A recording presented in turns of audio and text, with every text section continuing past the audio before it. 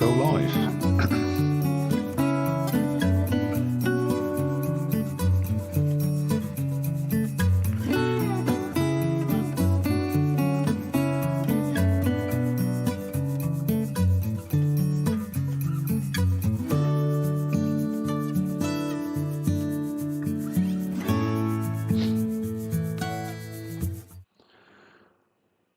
Good evening, one and all.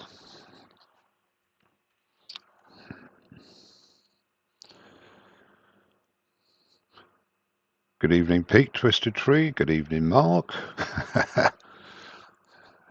Good evening, Dave Oatey, Steve Ellis. God, there's quite a bit of lag tonight. Chris Spinningwood, good evening. Good evening, Mark Pritchard. Hi, you're right, Mark. Alan, the Woodpecker Joseph, good evening to you. Steve Ash. Leroy, good evening, Leroy. Welcome. And Johanna Husberg, good afternoon from Norway. Thank you for coming all this way. Good evening. Arnie, yes. Chris, spinning what I said. Mark Pritchard, I said. Steve Ash, I said. Just a basic. Good evening to you. And that's it for now. Good evening, everybody, and welcome. We've had snow here this afternoon. Not a lot, but a bit. Nothing too major. And for your information, as usual, I have my cohorts with me. Hello, Rob. How are you? Rob CP and Jar133, Don McGee. Good evening to you. Martin, gentle turn. Good evening and welcome. And Lawrence Bagasia, good afternoon. Oh, good morning. Good evening. How are you? And welcome. PJE, hello, hello to you as well. And my old mate, Bram, the Ways Mill Turner. Hello, Bram. How are you, mate? Don D. Hart, Steve C., good evening. And welcome, of course. Richard Ackroyd, good evening to you. And welcome.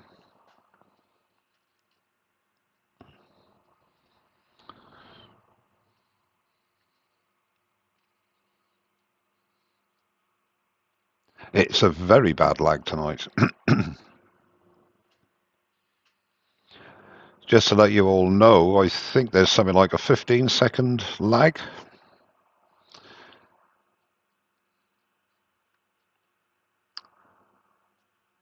Yeah, I think there is. I mean, I don't have the picture up for obvious reasons, but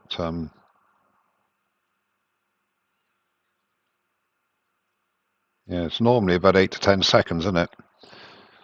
But I think it must be the weather.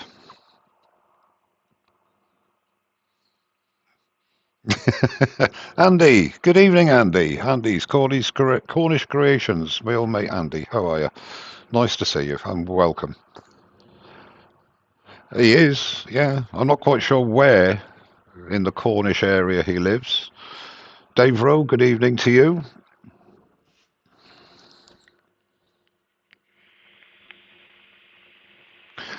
Eric Winkler, good evening to you and welcome. Di C, good evening to you, Di.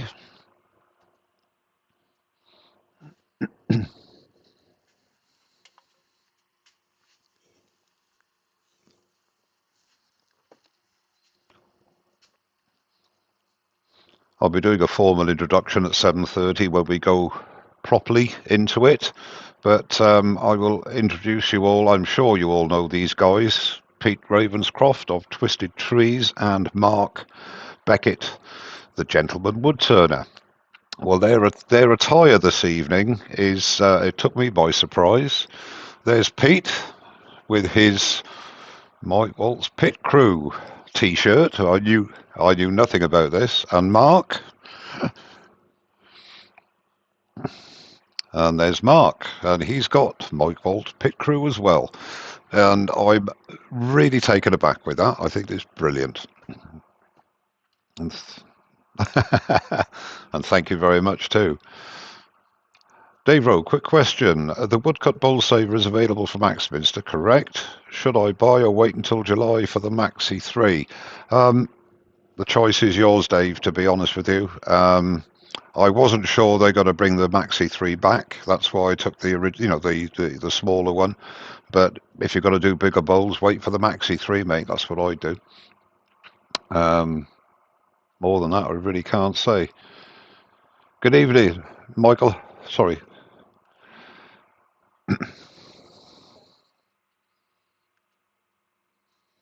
Hmm. Yeah, that's brilliant. Good evening, Kevin. No, I think. Well, I mean the one I've got, which is the smaller of the two, I've got 3 bowls out of a 3. I think 3.5, 4-inch deep blank. Okay, only a tiddly bowl at the end, but I think you can get 4 bowls with the smaller one, can't you? If it's Yes, it is. Good evening. I've missed somebody, I think. No, I haven't. I think I've caught up. Jenny Smith, good evening. How are you? Good evening, my dear. I don't think I've missed any good evenings. No. If I have, I apologise. I did say good. I think I said hello to Eric, but anyway, hello again, Eric. Michael Howell, good evening to you, and Grant Fulbrook, good evening and welcome. Mick Strand, good evening to you, young man. Ish. You can't hear what Pete says Dave Oatey. Oh, what's going on here then?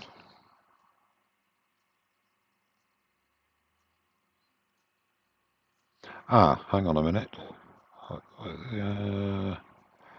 Have I got to put desktop audio on, do you think?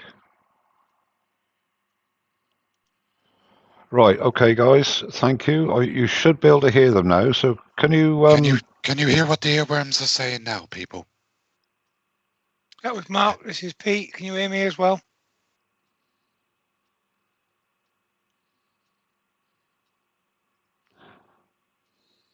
Give it 15 seconds, they might be able to hear us. Yeah. I think we've sorted it, gentlemen, ladies and gentlemen. Can you just... It's my mistake for not... I think you can hear them now, though. It's showing up on my soundboard. Yep, they can hear us. They can hear us we're now. Good. Hello and good evening, everybody. Welcome to Mike's show. That's always said before. You can hear now. Right, so I'll go through it again. I said lots of really interesting stuff, but I'm not saying that again. Good evening, Alan the Woodturner. How are you? Welcome. Okay, so very quickly, again, I'm sure you saw the lads' T-shirts. It was totally unbeknown to me. Douglas Mungum, good evening to you and welcome. Tom Tango Parker, thank you and good evening. Trevor Hobby Turner, good evening to you. Andy Clanettley, Shamoy and a good evening. I think that's caught up with everybody now. Richard Phelan, good evening to you. The reason for the sound was me. I didn't actually enable their sound because I didn't think you wanted to hear them, to be honest with you. You just had it on park, didn't you, Mike? Sorry? You had it on park.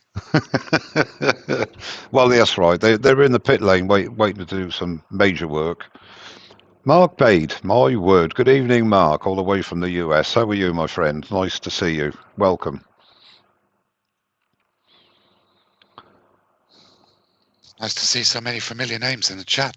Yeah, and some new ones. I nearly said strange, Mark. I didn't mean Mark Bade. I didn't mean strange. I meant different. New. Steve Jeremiah, good evening and welcome to you, sir. Flat free will get you absolutely everywhere, Trevor. Steve. John M, good evening and welcome to you. I'm fresh off a green ash crotch turn. Is that okay for polite company? Well, it's certainly okay here, John M, because none of the company here is polite, as far as I'm aware, anyway. I'll be most upset if it is.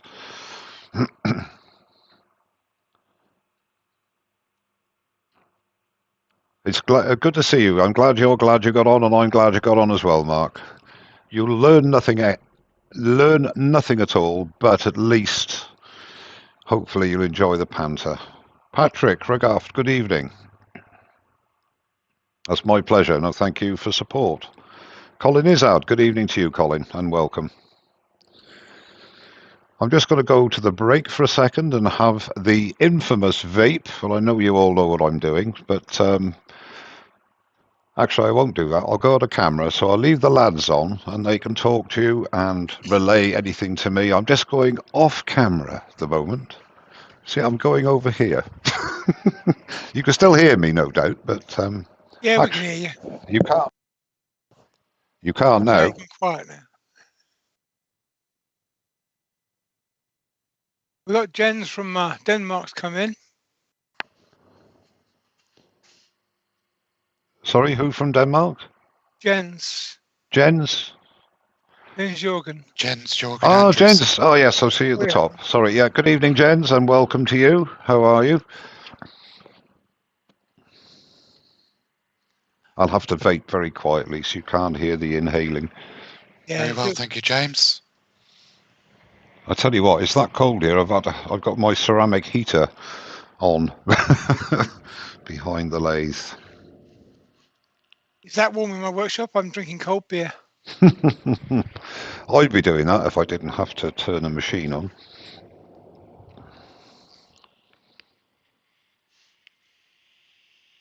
Right. You can see how cold it is, look. See that? Yeah. Condensation. Manuel Antonio, good evening to you. Colin, Wizardry of Wood, good evening. Fileco Simon, hello there, mate. The winner of the starter set of tools is in. Simon. Oh, congratulations. Well done, Simon. Yeah, well done, Simon. Well done, mate. Andrew Cirigliano, good evening. Thank you. Appreciate you coming in and supporting, my friend. James, Technical, or as is known now, Wood Revival. Good evening, James. How are you? John McDonald, good evening to you too, and welcome. Tom Pusker, good evening and welcome to you. I'm just nipping back over the... That's very kind of you. Thank you so much. I was going to say something. That's Gordon Gilliman. Welcome, good evening, and thank you so much for your very generous donation. I was going to ask you, ladies and gentlemen, if you would be so kind. A slight change in format. If you feel you like what you see and you want to buy me and the lads a coffee, then there is a pinned link at the top of the chat to buymeacoffee.com. If you click that link, and you can buy me a coffee. The reason I'm asking for that is that YouTube take a horrendous 40% from any super chat, and in fairness, I know you kindly give super chat to sort of help the channel out. Well, I really do begrudge 40% of your hard-earned cash going to YouTube. The percentage is much less with buy me a coffee, and if you have the inclination to make a small donation, then click that link and do it that way, and we will be very appreciative. Thank you. But thank you very much for that very generous donation, sir. I appreciate it. Gav, good evening to you. Ian Leonard, good evening and welcome. Chris Spinning Wood Dodger, I don't think I said good evening to you, so I'll say it now. Good evening. 5 minutes to lift off, as they say. Douglas Mungum. Gordon Gilliman says hello from the Blue Ridge Mountains. I used to live there. Good evening, Gordon. And welcome. You used to live in the Blue Ridge Mountains? I lived in America for 10 years, yeah. I'm not going to say, because we're public, I won't say, but obviously you were there, otherwise you wouldn't have lived. Even I, as a Welshman, know the Blue Ridge Mountains are in Virginia. Well, yeah, but only because of Lauren Hardy. Yes. Nathan Carr, good evening and welcome to you, sir. Danny Boy, good evening to you, Danny, and welcome. And Barry, Wood Turning by Barry, good evening to you, sir. The link in the video description, and everyone or still doing live shows have learnt a lot from the past few. Oh, thank you. That's very kind, Mark.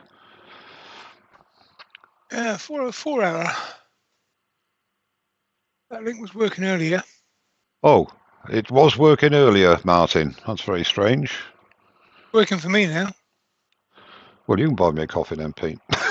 Yeah. It is working, Martin. Gentle turn, according to my cohorts here. Yep, it's working for me. Not buying him a coffee now. No, don't want one. I wouldn't. I'd spit it out. I wouldn't drink it if you bought me one. I've got my own. Steve Asher said, "When are you doing a tutorial on the 20 grit brick, Mike?" I only go down to 40 grit. I've only got a 40 grit brick. I can buy a 20 grit brick if you like. I take that in the vein it was meant as an insult. Thank you. Mick Lawson, good evening to you, sir, and welcome. Quick question, Mark. Have you got your wedgie sled yet, and have you tried segmented turning? No, Trevor, I haven't. It hasn't been made for me yet. It's being made by another YouTuber. We're going to do a collaboration. So as soon as he's finished making it, I'll use it to make a segmented piece. Good luck with that, as they say. Good evening, Stark, and welcome. Adam, good evening to you. I love wood turning. How are you, sir?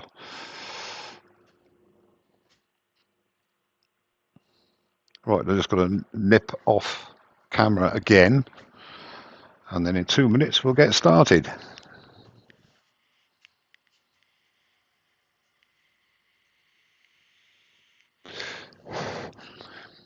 I think I've covered everything to begin.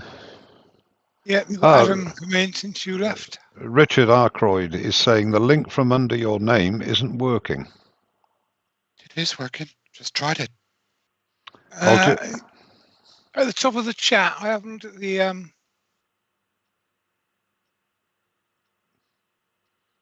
right. The one in the comments doesn't work, Mike. The one in the comments doesn't work. It does. The one in the chat. One in the chat works. The one in the bit below. Hang on a minute. Sorry, which one below? Sorry. In the YouTube comments, in the description. No, that doesn't work. I'm sorry. So if you go to the top of the chat, there's one pinned there. That does work. Yes, that's the one that works. Yeah, that's the important one. And if you go into the YouTube comments, that one doesn't work. It's because you've missed a letter off, Mike. When you say YouTube comments, where's that? Under your main video description, you've missed the last letter off of the link. It's BITAKEJU, but in the description you've left the U off. So you would need to edit that through. Oh, I've got it. Right, buy me a coffee. What have I missed out? Sorry, Mark. You just put a small case letter U at the end. After the J. BITAKEJU. U. Right, that's done. Thank you. That'll work now. Well, why don't you pick a nice name? Mine's Twisted Trees. Oh, I'm sorry. Well, we'll sort that out next time. We'll sort it out next time. Yeah, you told me about that before, didn't you? Actually, and I totally ignored you. as is my wont, of course. Right, thank you for making me aware of that mistake, everybody. That link is now working. So if you wish, as I say, I won't mention it again now, but would really appreciate that. Thank you. Okay, have I missed anybody now? I don't think so. Let's go back a little bit. And we shall start in literally a couple of seconds. Thank you, very kind, Andy. I will. Did you put a brandy in it as well? That's what I want to know. Mick Lawson's in. Hi, Mick. Good evening, Mick. How are you? Welcome. James Pritchard. You might have said yeah, you're welcome to drop round for a beer, James. I've got quite a few in the cupboard. Woodworm Paul, good evening to you and welcome. Okay, guys, it's 7:30. So tonight's live is going to be the first, if you like, in a series of beginners guides aimed at the beginning turner and the newer turner. and I've got to start covering the tools individually. We covered 6 of the tools last week, but only very briefly, and I want to go into as much detail as I possibly can. I've got a bit of a cheat sheet, if you like, to make sure that I cover things I want to cover. Please feel free to ask me or through the lads to do something else that I haven't done, and I'll also ask Peter Mark to make a comment if they say, oh, can you do this, can you do that, so that we cover as many possibilities as is feasible, and then it hopefully will answer all your questions. Now, the two tools that I'll be covering, as the description describes, is going to be the spindle roughing gouge and the spindle gouge.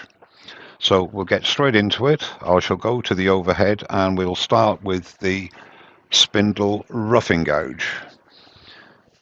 Now this is 1.25 inches, and this is my tool. Now if I go to the hang on a minute, it says see picture 2. Is that the one I want? No, that's the one I want. You will see it is a long handled tool. That's by preference. It's not essential by any means, because I like to be able to tuck it into my side when I'm turning. So that is a personal preference. By no means is that essential. Now, the thing is with the spindle roughing gouge, and I'll go back to my ugly face, the spindle roughing gouge is meant for, as it suggests, roughing spindles, taking the corners of spindles, turning square stock like this to round. That's its basic function. Mike, I'm going to interrupt you there. Certainly. Ron's saying, can you cover the skew chisel, Mike? Can you just run through the fact this is one of the... Ah, yes, sorry.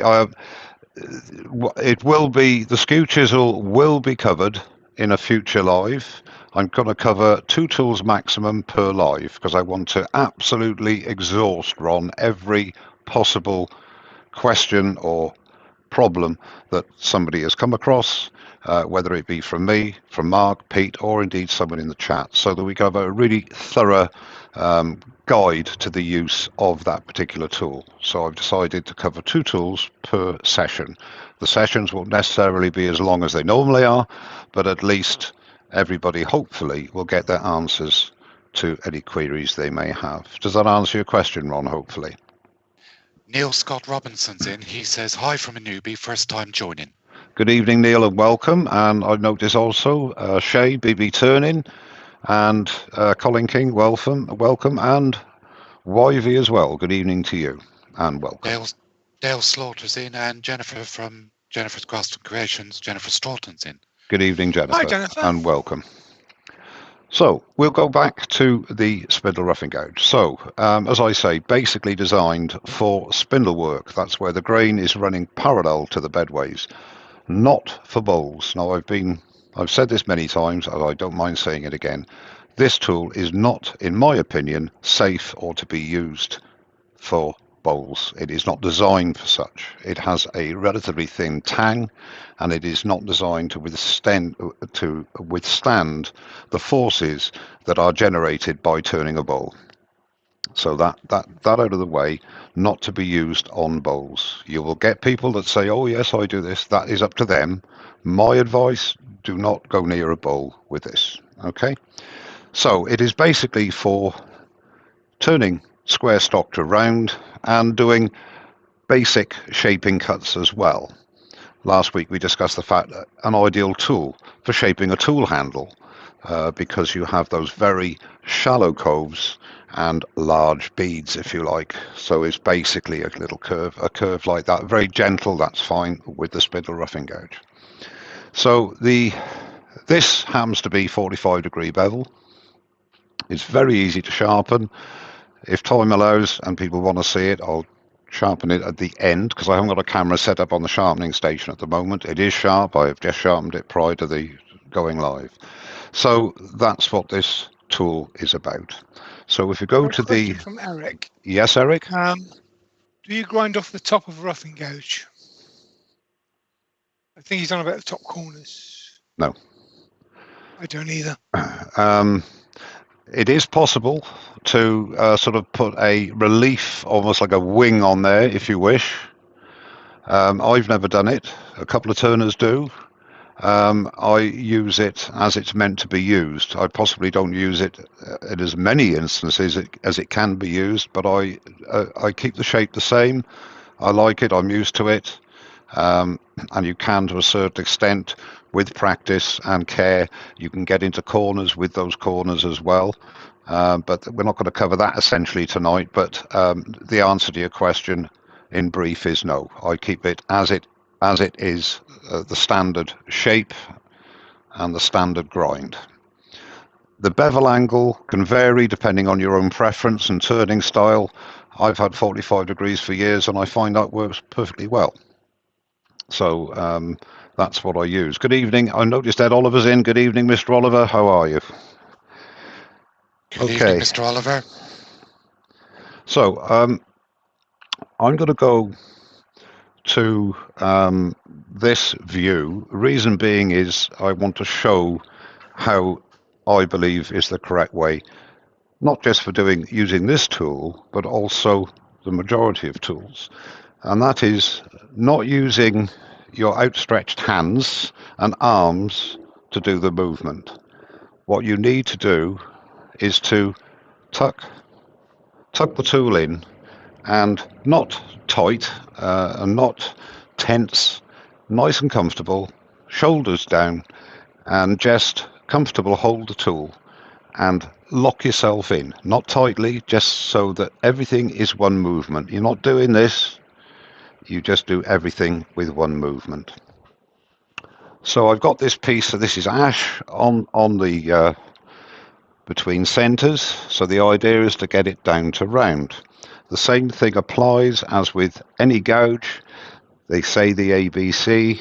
ABC is anchor onto the tool rest.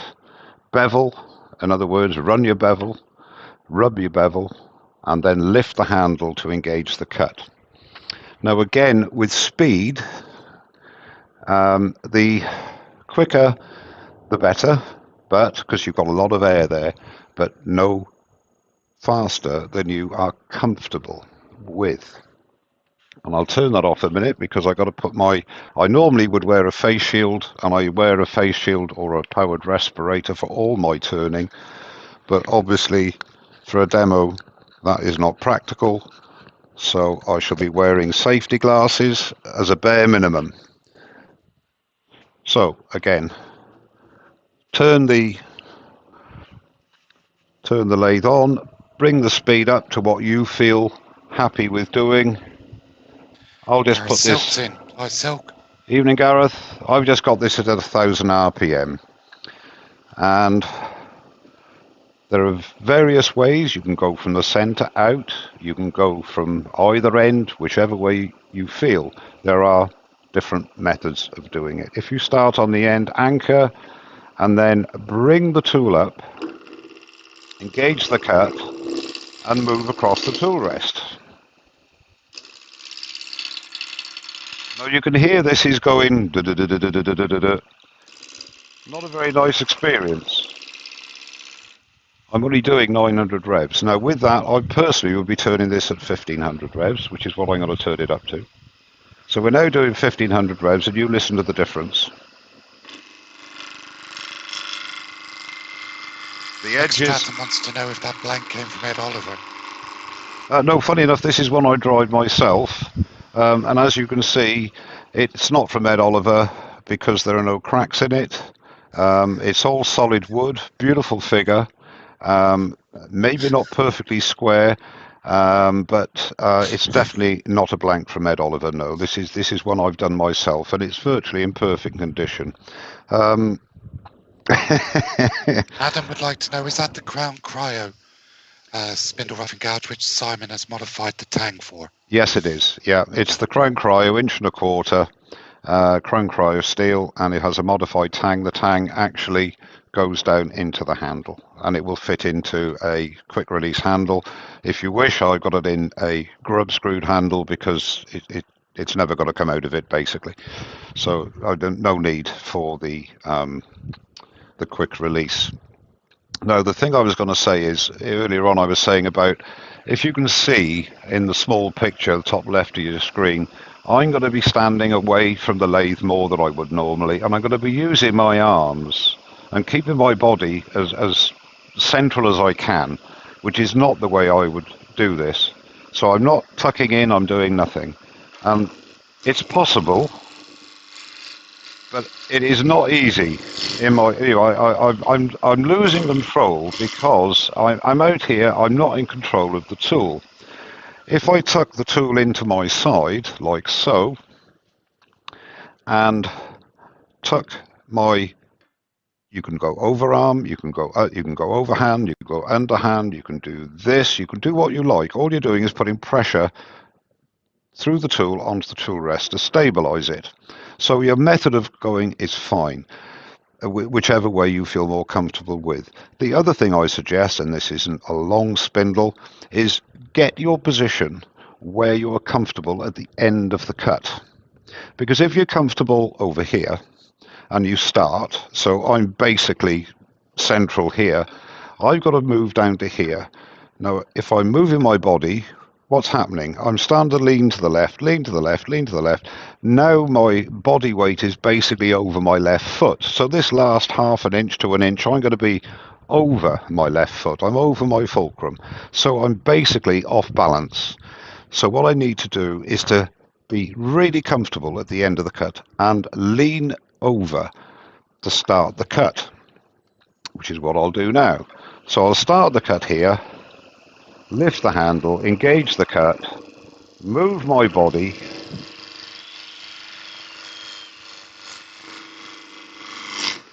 the reason that's happening is let me just get this down to an even amount. Patrick is Right. interested in what's driving that piece of timber. So when you take the timber out, can you show him? Yeah. Okay, Jim's so now there, is it? nice and smooth, moving my body, keeping the cut approximately just to the left of the lowest part of the edge.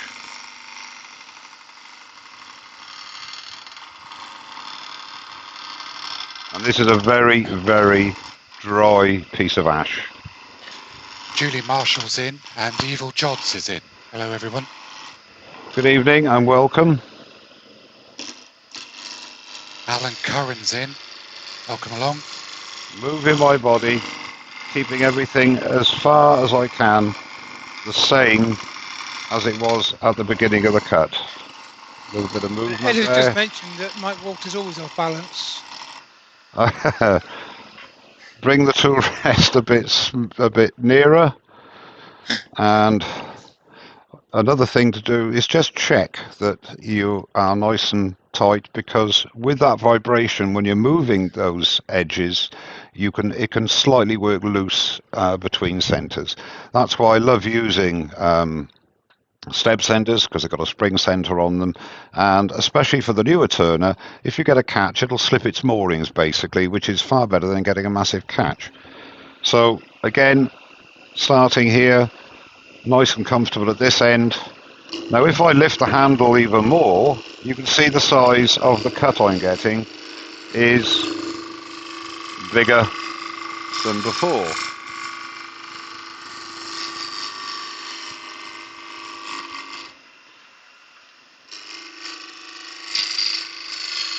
Now I'm not looking, this tool at this stage is not for finish, it is just for removing wood. So I'm possibly moving a little bit quicker than I should be across the tool, across the work, but that doesn't matter. I'm not looking for a good finish here. I'm looking to get it down to round.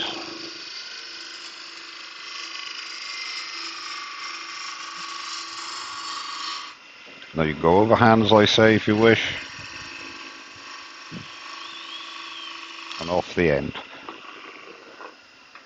Now I'll do one more cut, and I'll do a PJ is nice. asking, Yeah. when do you use different size roughing gouges? I personally don't. I started off with a 3/4 inch, I think, which was the same size that was in the starter set from Axminster and for most tool manufacturers, but this is the only spindle roughing gouge I've got. I use it for small and large. I mean, when we get into the bowl gouge and things, smaller stuff, sometimes I might use my bowl gouge to rough down. It all depends on the situation. But I don't personally have a need to have different size of roughing gouge. It could be argued the bigger you can get, the better, because it gets rid of the stock quicker. That's what I use this for mainly. I do very little shaping with it. I will show you how you can do some basic shaping with it. But for me, it is just a tool to get rid of stock quickly. But that's just my opinion, of course. Misfit74 says he often cuts in both directions with a spindle roughing gouge. Yes, you can do. I was going to say that the way I've done it is right to left. You can do it that way. Let's just say this isn't round. You can do it. I will show you on another piece actually. But if you go, you can go from the middle to there, and then of course, changing your stance, you can go from the middle to the other side.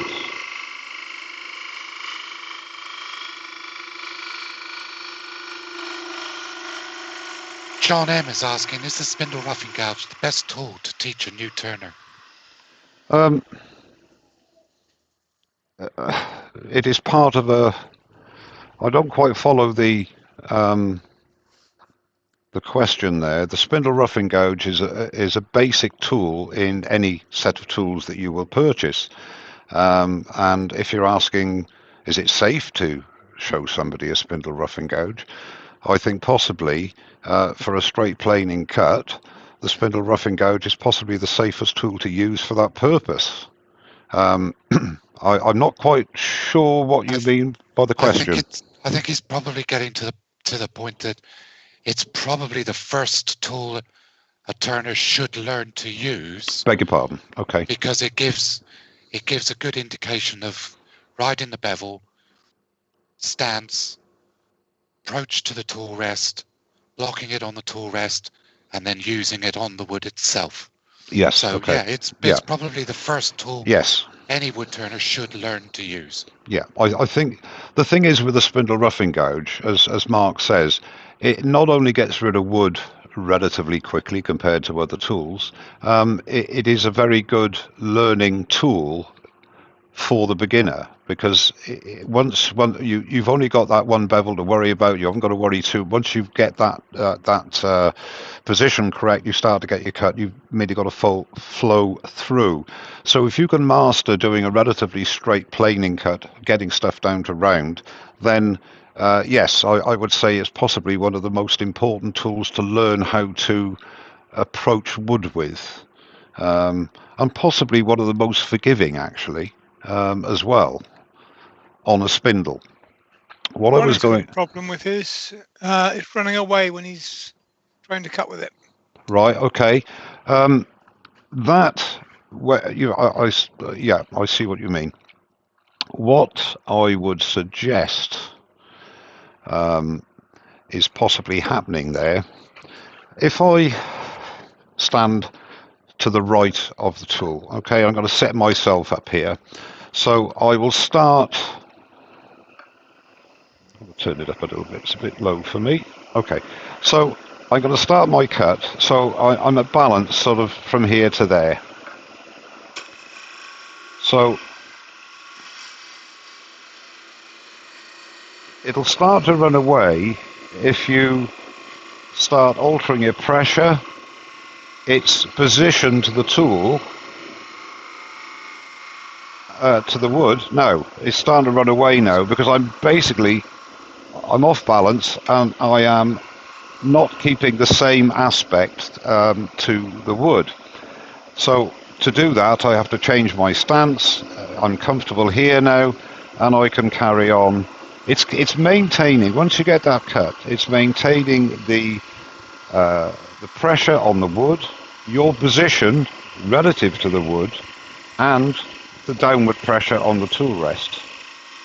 Also, if you come off the bevel you're only riding on the very edge, Yeah. and that'll skip away from you then. Yes. Or indeed, if you're going that way and you're naturally going that way, and you go off too much, and you move your position on the bevel, like I'm doing here, it's starting to go. But if you go this way, let's turn it down a bit because I don't want to do any hero moves. If I come off the bevel, I'm getting all sorts of problems now because I'm basically cutting on the edge with no bevel support. There we are, it's gone. It's gone across there now. So that is proving the point, if you like. If you start off here and everything is as you want it, let's just go overhand. Okay, that's how we want it. Then you have to keep that exactly the same all the way through the cut. Now the only thing will alter that if you've got wood which has various densities. In other words, if you've got hard bits and you've got soft bits in the wood, this is a fairly decent piece of ash, not from Ed Oliver. If you, I'm only kidding Ed, and I'm only kidding everybody. He's a good mate of mine. He knows I don't like him. With a piece of wood like this, which is hard, it's fairly evenly dense. If you get punky wood or you get wood which has sapwood where it's softer than the hardwood, when you're turning something like that, you're going to start possibly exaggerating. You're going to get grooves. Let's just say, for example, I can't really show you in real time because this is not a soft wood, but if I get a pencil with a lead in it, if we say hypothetically between that line and that line is softwood, okay, and I'll try and replicate what will happen. You're going along here on your hardwood, okay, and everything is going fine. Now when you get to here, it's softwood, and I'm exaggerating now. I'm taking a bigger cut, get rid of the line, and then we go back on it again, exaggerating the situation. You can quite clearly see that in that area of soft wood, which was between there and there is a dip. Now that will happen because you're maintaining the same pressure, the same stance, everything as you're going along, and then all of a sudden there's give because it's softer wood. So it's natural, it's got to go in and carry on again. Unless, of course, you are really aware of it and you make sure that you anchor your guide, and then you will just float over it and it will stay. Basically, here, I'm cutting, I'll just rub in the bevel now, and what should happen is the bevel should stop rubbing when I go across there, as it does. There's no sound there at all, and then back on. So basically, that is why you will get valleys, troughs, because of that, as well as the maintaining everything in the same aspect to when you start your cut. Hopefully that answered the question. Frederick has asked, does it make any difference to the end of the piece if you start from the centre and work outwards? No, none at all. And In my view, I very depends on how the wood feels. Yeah. Sometimes I will cut right the way across. Sometimes I work from the middle out. Yeah. Sometimes I just take the end off and work backwards along the piece. I think, yeah, and there's a man with more experience than me, but I tend to, this is a piece of something like larch or pine. I don't think it's pine, it's larch. It's a very soft, wide-grained wood, okay?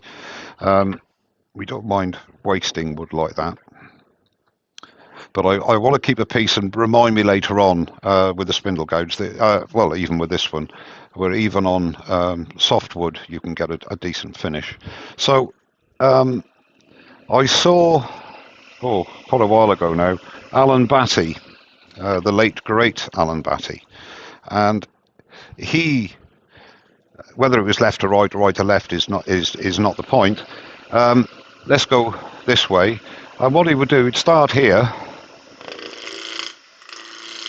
and just keep going back, taking the edges off, and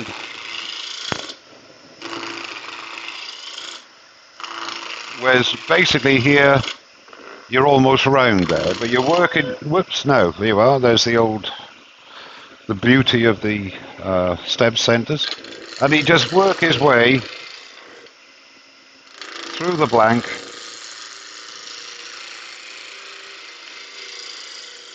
This way. But as Pete says, it does depend on the day. You know, it depends how you feel. No, I don't like this going so close here. I would rather go this way. That's just a personal thing. As I say, there's knots in this and it's very, very soft wood. Wide-grained wood. But that way that I just did it there, that is the way that Alan Batty was showing. So there's that way. Some people will go from the middle out both ways. Where let's get a bit closer. Whereas, let's say I start at the centre, go to the left. Bearing in mind there would be corners on this, they'll go this way first. Ed Oliver's having to drop off to have his tea, apparently. Enjoy your tea, Ed. Thanks for popping in, mate. Give my love to Karen. And then this way.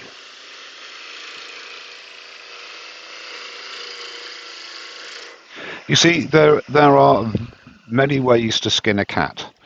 That's not perfectly round there at the moment, so let's just do that. It's not very often I get anything perfect, so let's go.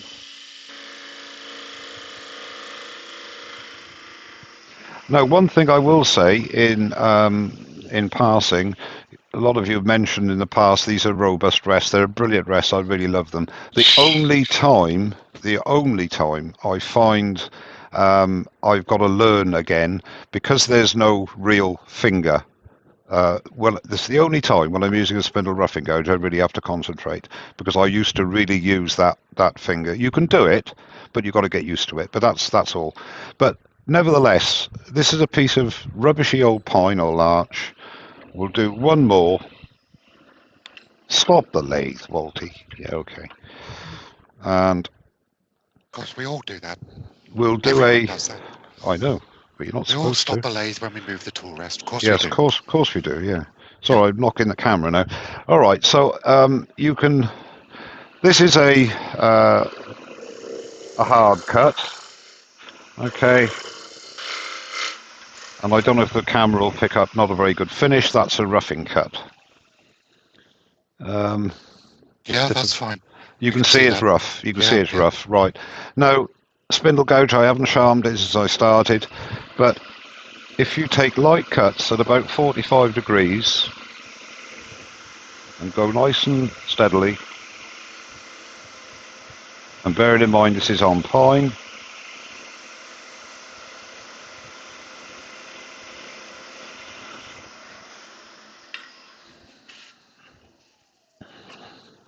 so from here to there.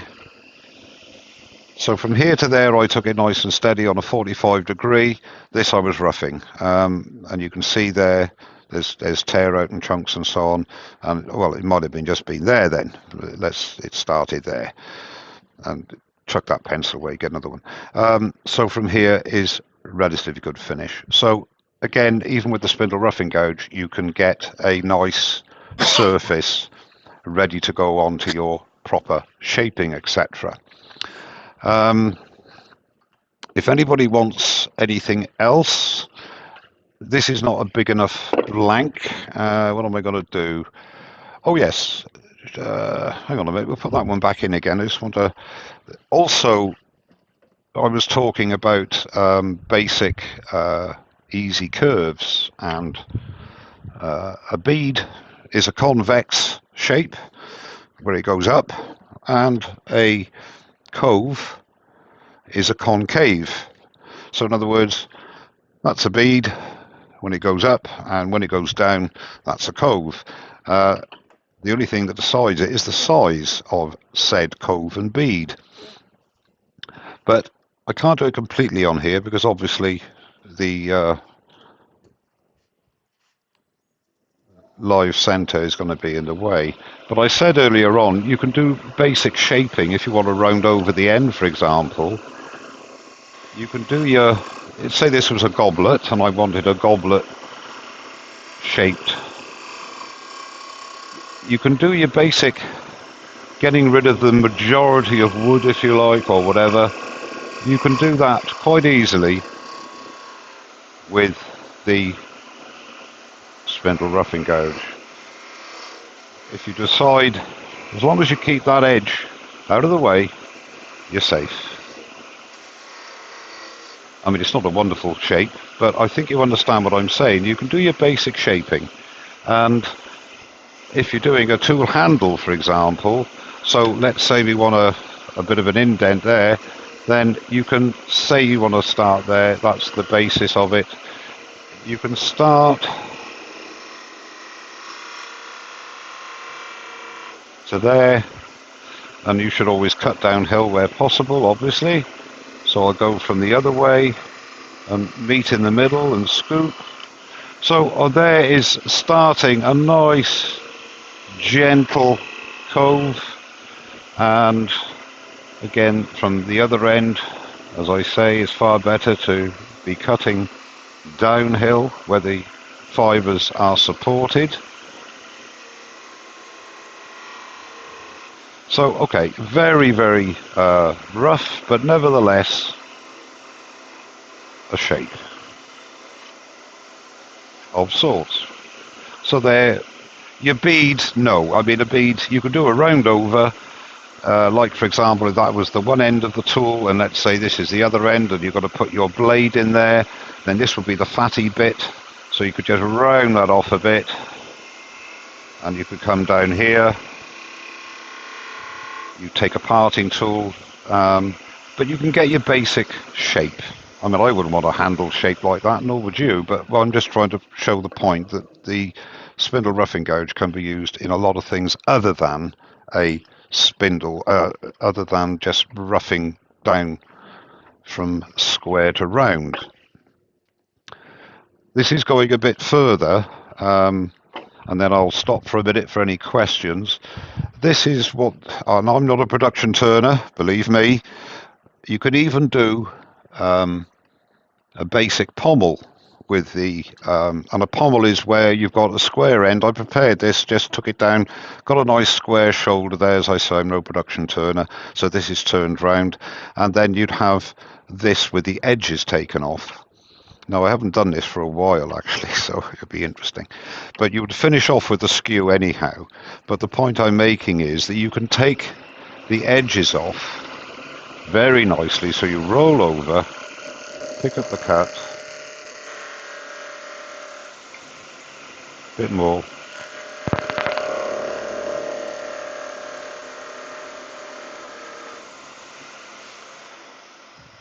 And this will just show you, hopefully, that you can start to get that shape, that rounded over. Forget the bit of wood is not a good bit of wood, but you can do that quite successfully, and then possibly, which I would do if I was doing this sort of thing, take it down one more cut maybe, making sure when you're going over there, you don't want to catch that wing, or the edge of that wing, but as you're going down, you could take one more cut here, and then you'd finish off with a skew chisel on the final cut to get a nice, crisp marry up of the round to the shoulder of the square piece.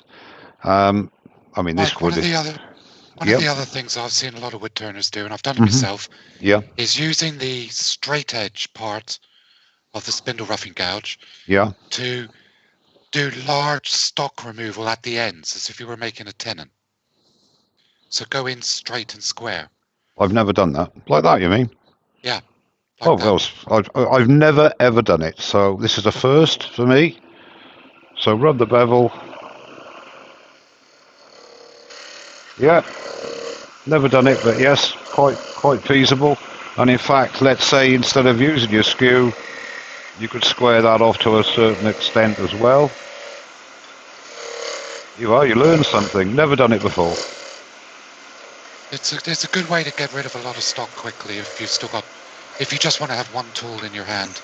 Yeah. While you're doing, a lot of pieces. Well, there we are, people. That's the whole idea of these sort of videos, these sort of lives, that you will know, you will get questions or comments like that. So I actually did that, and I've been turning 10 years, and I have never done that. I will admit that freely to you. I've never used that part of it to take stock down. Excellent, Mark. Thank you very much. Right. Okay, so are there any other... I can't think. I'll just have a quick look at my cheat sheet, because I wanted to cover everything I possibly could, and hopefully any other... Yeah, the other thing to note as well is the shape of... I'm going to go to this camera, and I'm going to come in a bit. And use this as a stand. Yeah, the shape of the flute, where the middle is, the middle of that circle, if you like, that semicircle, you want to be cutting just to the left or to the right of that center. You can cut on center, of course you can, but if you're going, I find it easier if you're going to the left, from right to left, you just want to be slightly to the left of the dip of the semicircle, and conversely, if you're going from left to right, you want to be slightly on the right. You can do it straight on. I've never found that successful. It's okay to get rid of a lot of stock, but it does leave a pretty poor finish. It does in my hands anyway. So that's just a point to note as well. And of course, as I forget who said it about softening the wings, if you like, or giving a bit of a swept back wing.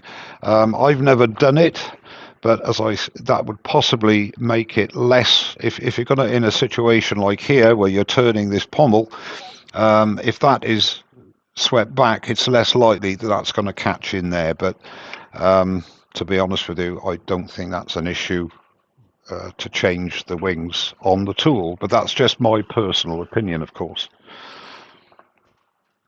So are there any other questions regarding the spindle roughing gouge? Or any comments that people would like to make? Can you just, Patrick, can you just show him your step drive center as well?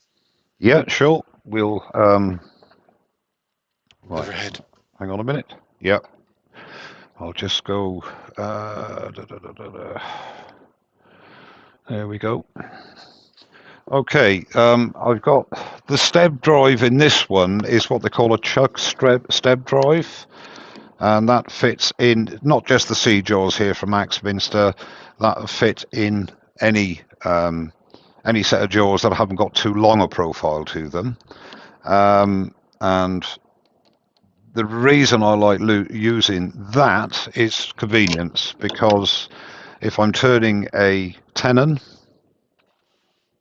so let's say I've got my wood here, hang on, I got my wood here and I'm turning a tenon down here, then once I've turned my tenon, ready to go in the chuck, all I have to do is to take away and I can put it straight into the jaws. And as I say, that doesn't just ring true for the C jaws, any jaws that haven't got a profile too long that's going to cover that edge. And that is the standard. It's the smaller one, I think. Oh, it's the middle one, this one is actually. And I've had that for 10 years in conjunction with the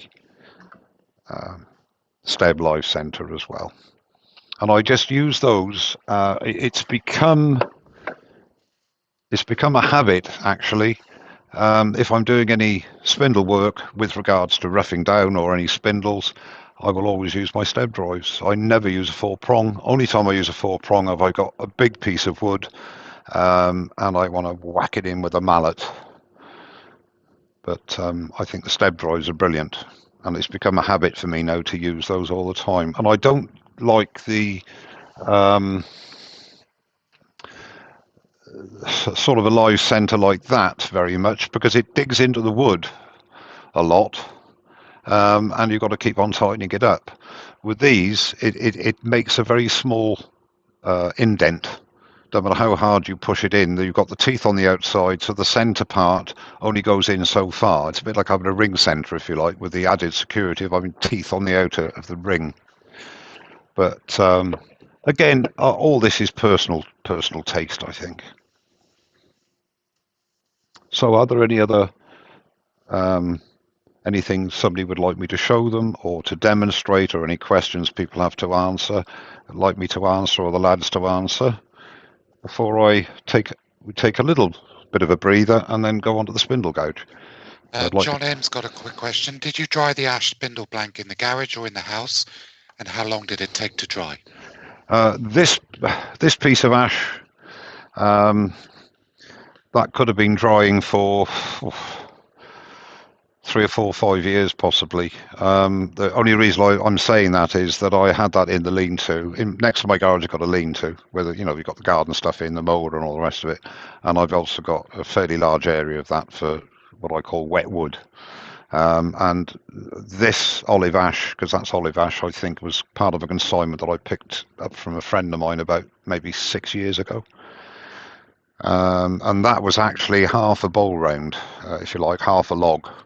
And I decided to get some spindle blanks, not just for tonight, but for some other stuff I want to do. So I sacrificed half a round, which is destined to be a bowl, cut a section out like that, a square section, and made some spindle stock. So that actually must be, I would guess, 4 to 5 years as half a round. I'll tell you what, it would be, excuse me going off camera. Well, Mike's off camera. Yeah. Dark. It is a nice workshop.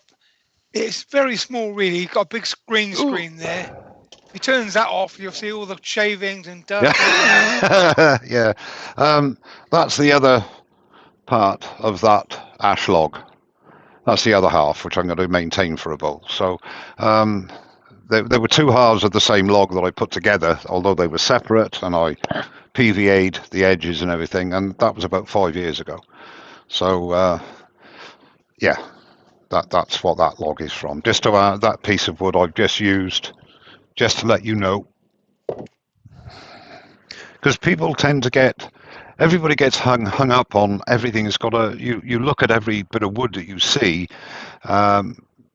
in the form of how many bowls is it going to give you, and I'm guilty of that as well. I don't turn a tremendous amount of bowls, and I've got a lot of stock both in here ready to turn and next door ready to turn that I've processed primarily for bowls, but I will end up cutting those into spindle blanks for goblets, boxes, whatever. So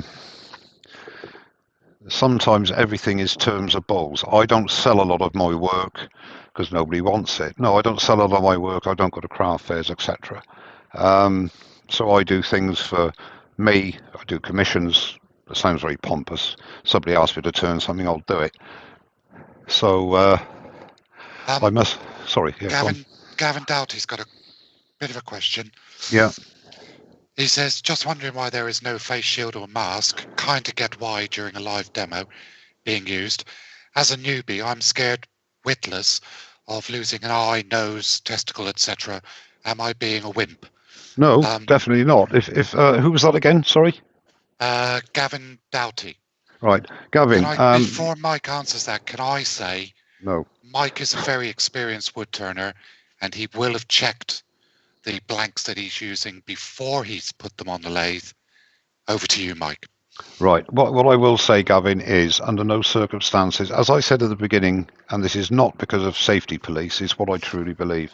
At the beginning of my live, I said I would normally either wear my respirator, face shield, come bump cap, which I wear 99% of the time when I'm turning. But you cannot use it. I tried this afternoon. You cannot use it with this sort of a headset because of the noise cancellation. But as soon as the fan goes on, you can't hear yourself talk, which you might say is a great advantage, but tough. So yeah, I said that or my Uvex face shield. 99% of the time, I would use that. I stated that it's not practical in a demo, so I wear safety glasses over my glasses. anybody that doesn't wear a minimum of safety glasses has got a screw loose.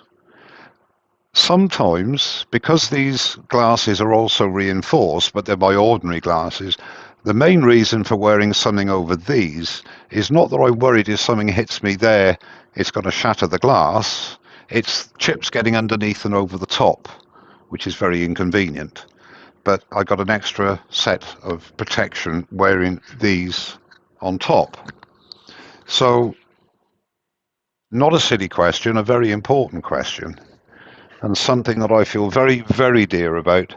I see people turning pens. I have seen people turning pens. Bearing in mind, a pen blank is spinning between 2,500 and 3,000 RPM with nothing but these on. And I'm thinking, if that pen does come off, you get a catch, there's a fault in the wood, you have got a bullet coming at your face. Now, okay, your eyes are protected. It go through your cheek, it go into your forehead, go anywhere. That's why I don't like only wearing safety glasses. I'll only do it in a demo. But as Mark says, I'm pretty sure that the wood is stable. The only thing that isn't stable is the possibility of me getting a catch. Well, that's something for the sake of a demo I'm willing to take the risk. If I'm turning anything which is likely to fly off, I will say I can't say anything now, and I'll put my respirator or my face shield on. I'm not going to take a chance, believe me. Yeah. Very Mike, good question. Mike, Pete, and myself, we all do YouTube live demos, and I speak from my own experience. Any piece of wood I have on my lathe that I'm going to turn in a demo, believe me, I have gone over it inch by centimeter Yeah. to make sure it's stable, no cracks, no voids, nothing that is going to worry me, because I will only wear my safety glasses for the same reasons. You just can't, I mean, you can't hear my voice anyway, but if I put a full face shield on, you wouldn't be able to hear me at all. There is no compromise to safety, Gavin, or anybody else that's listening, and I truly believe that it is extremely important to take adequate safety precautions. The other thing, funny enough, this afternoon, before obviously about 3 o'clock, I had these on just to sort of see how things were going with that, and I was turning a piece. Just this. Was it this? No, it was that. That's right, because I want to show something later on. This is a piece of chestnut, and it's very old. I say very old, it's very dry, and the dust made me cough. Now, I never turn anything like that without a respirator on, and I can't have my air filtration on while I'm demoing because it goes through the boards and it makes the cameras judder. So I've got a fan over here, a ceramic fan heater, which I've set up that it's blowing the, let me just show you here. I won't show you the fan as such, but to this side, I've got a fan and it's blowing air here.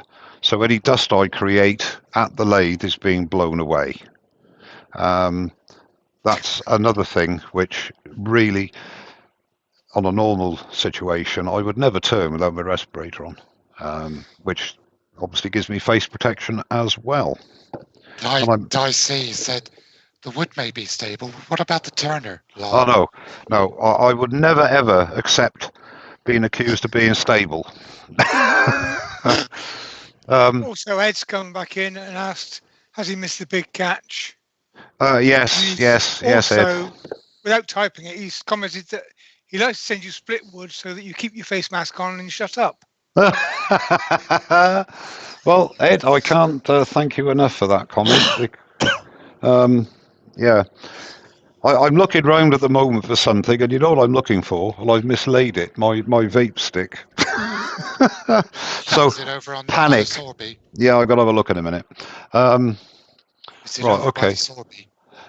You guys have a quick chat and see if there's any more questions. I'll just go to the break and some nice music, and I'll be back in a minute.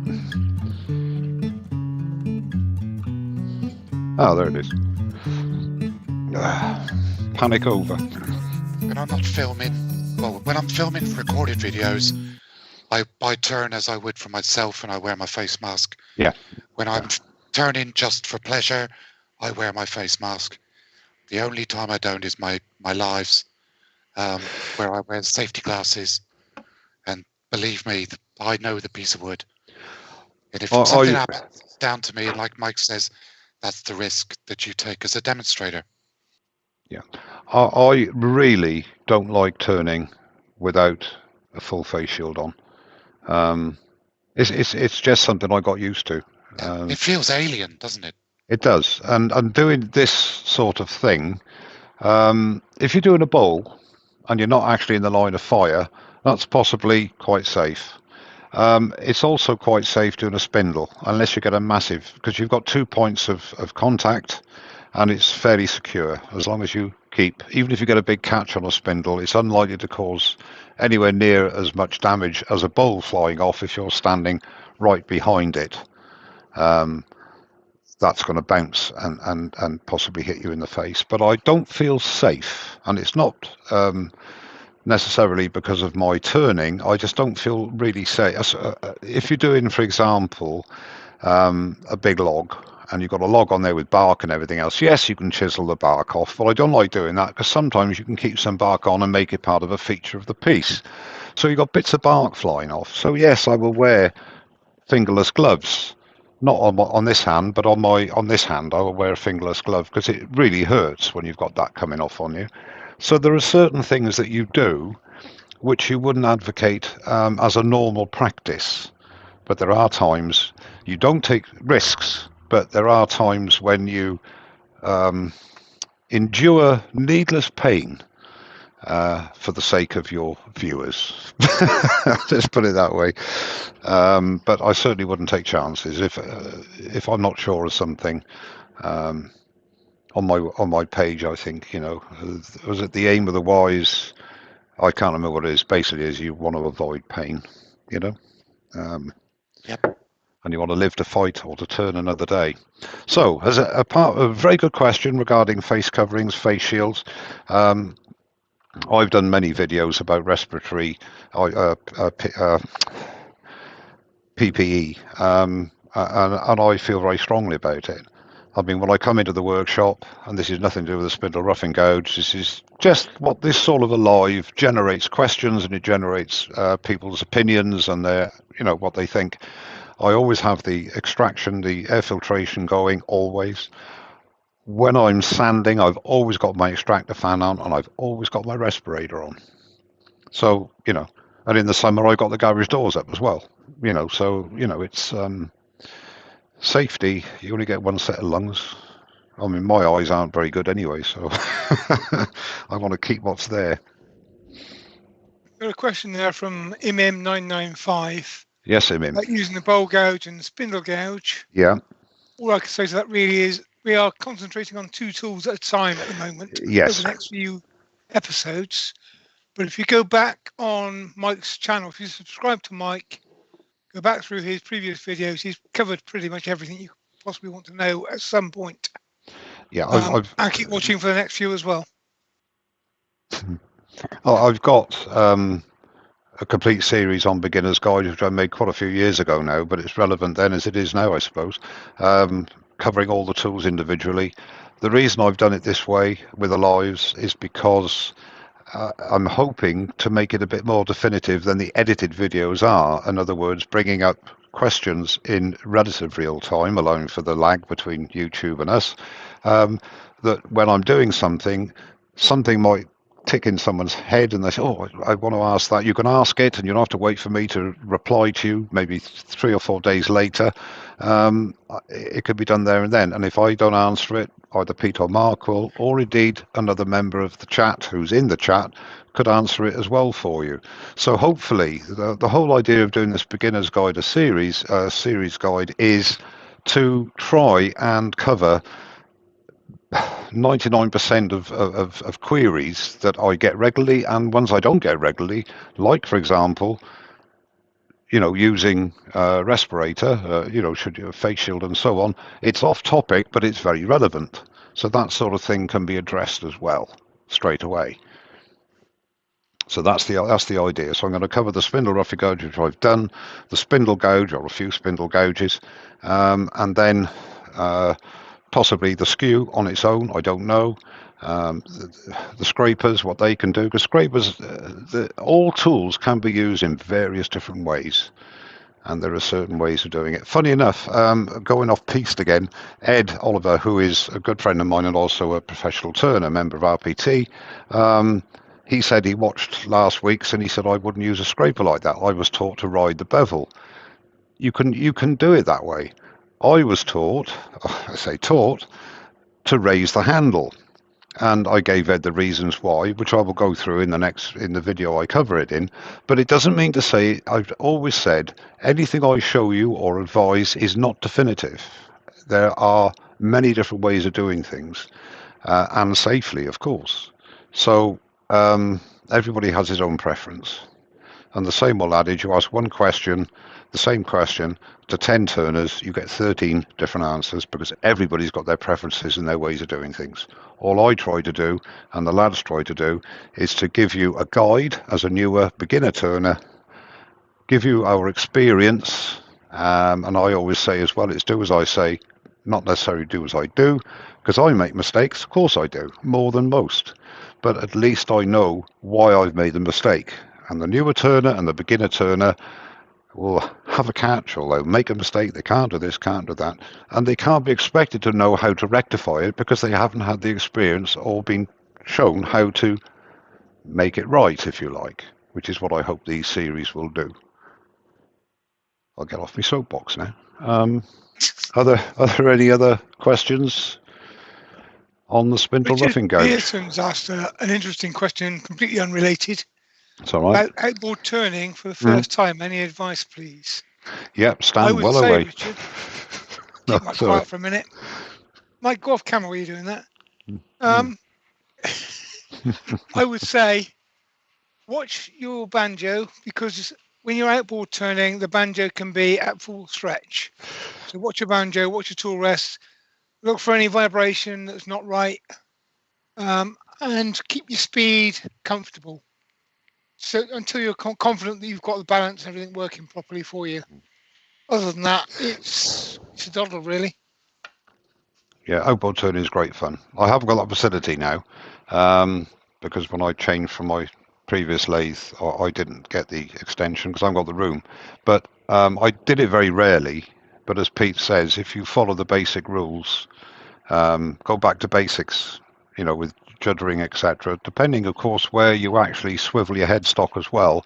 If you can, my advice would be to try and swivel it if you can actually get your the Stratos allow you to do a center position of the headstock, and that's brilliant because then it's dead center and you've got the weight either side.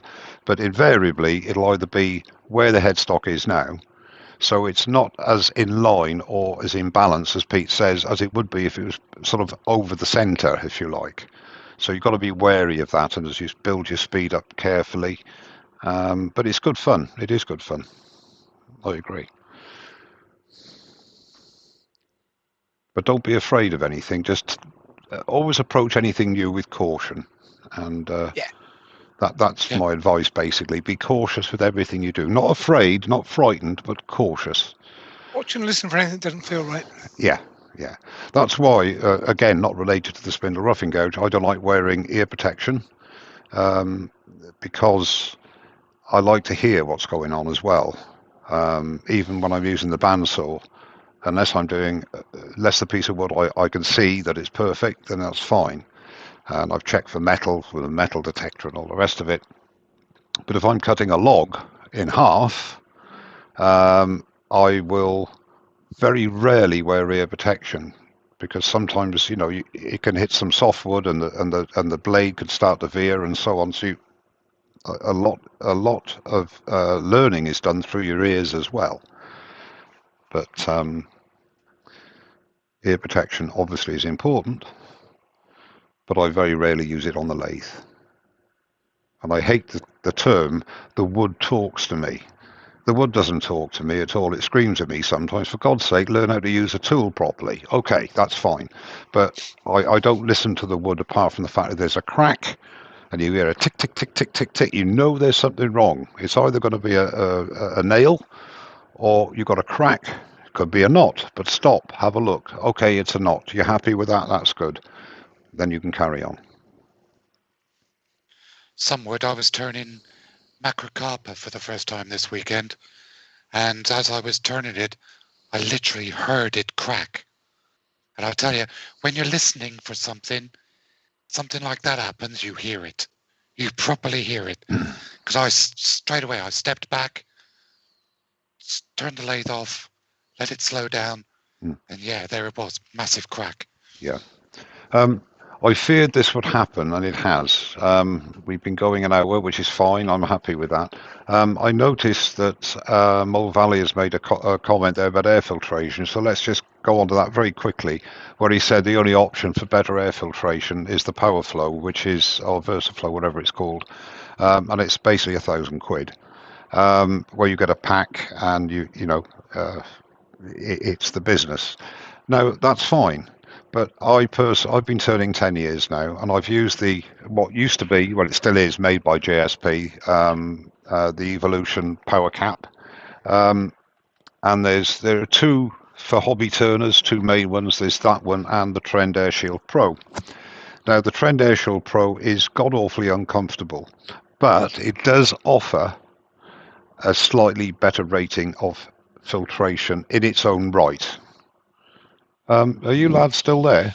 Oh, that's okay. It's just gone black. Yeah, that's okay. Just did my camera. Okay. It does actually. You're still there, Pete, I presume? Yeah, I'm still here. Oh, that's okay. All right. I can't see you though when you talk. Yes. Mark's back now. That's okay. Mark's back. That's all right.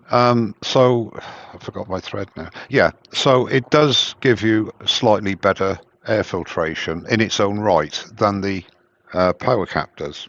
However, to be honest with you, I think the slightly less filtration attributes, providing you've got good extraction at the point of generating your dust and air filtration, I have no issue with using this instead of the Trend. And I'm not knocking the Trend. It is, it's a good bit of kit, but for me, it's not as comfortable. I can wear that all day, and I'm happy with it, So, but Mark, can I suggest? Yeah. As we run an hour on the Spindle Rough and Gouge. Yeah. Rather than wait till the very end for sharpening, can we sharpen that one next? What, the SRG Spindle Rough and Gouge? Yeah. Yeah. Okay. So we've got a complete package on that one tool before we move on to the next one. Right. I'll keep you on here then talking, and I'll just move the little bit of sea, will I? Go shift the camera while nobody's looking. Yeah. You're going to have to see that, because unfortunately I won't be able to see myself. But I just think the time running as it is, it'd be better if we close that package up. Let's close up the package.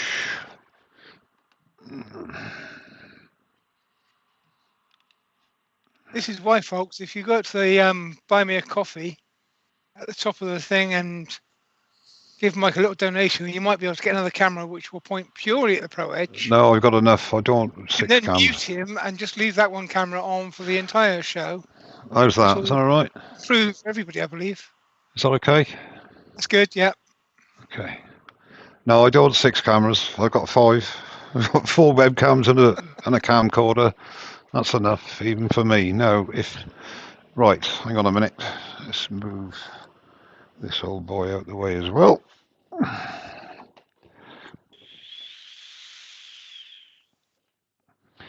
Okay, now if I'm sharpening here, you can see.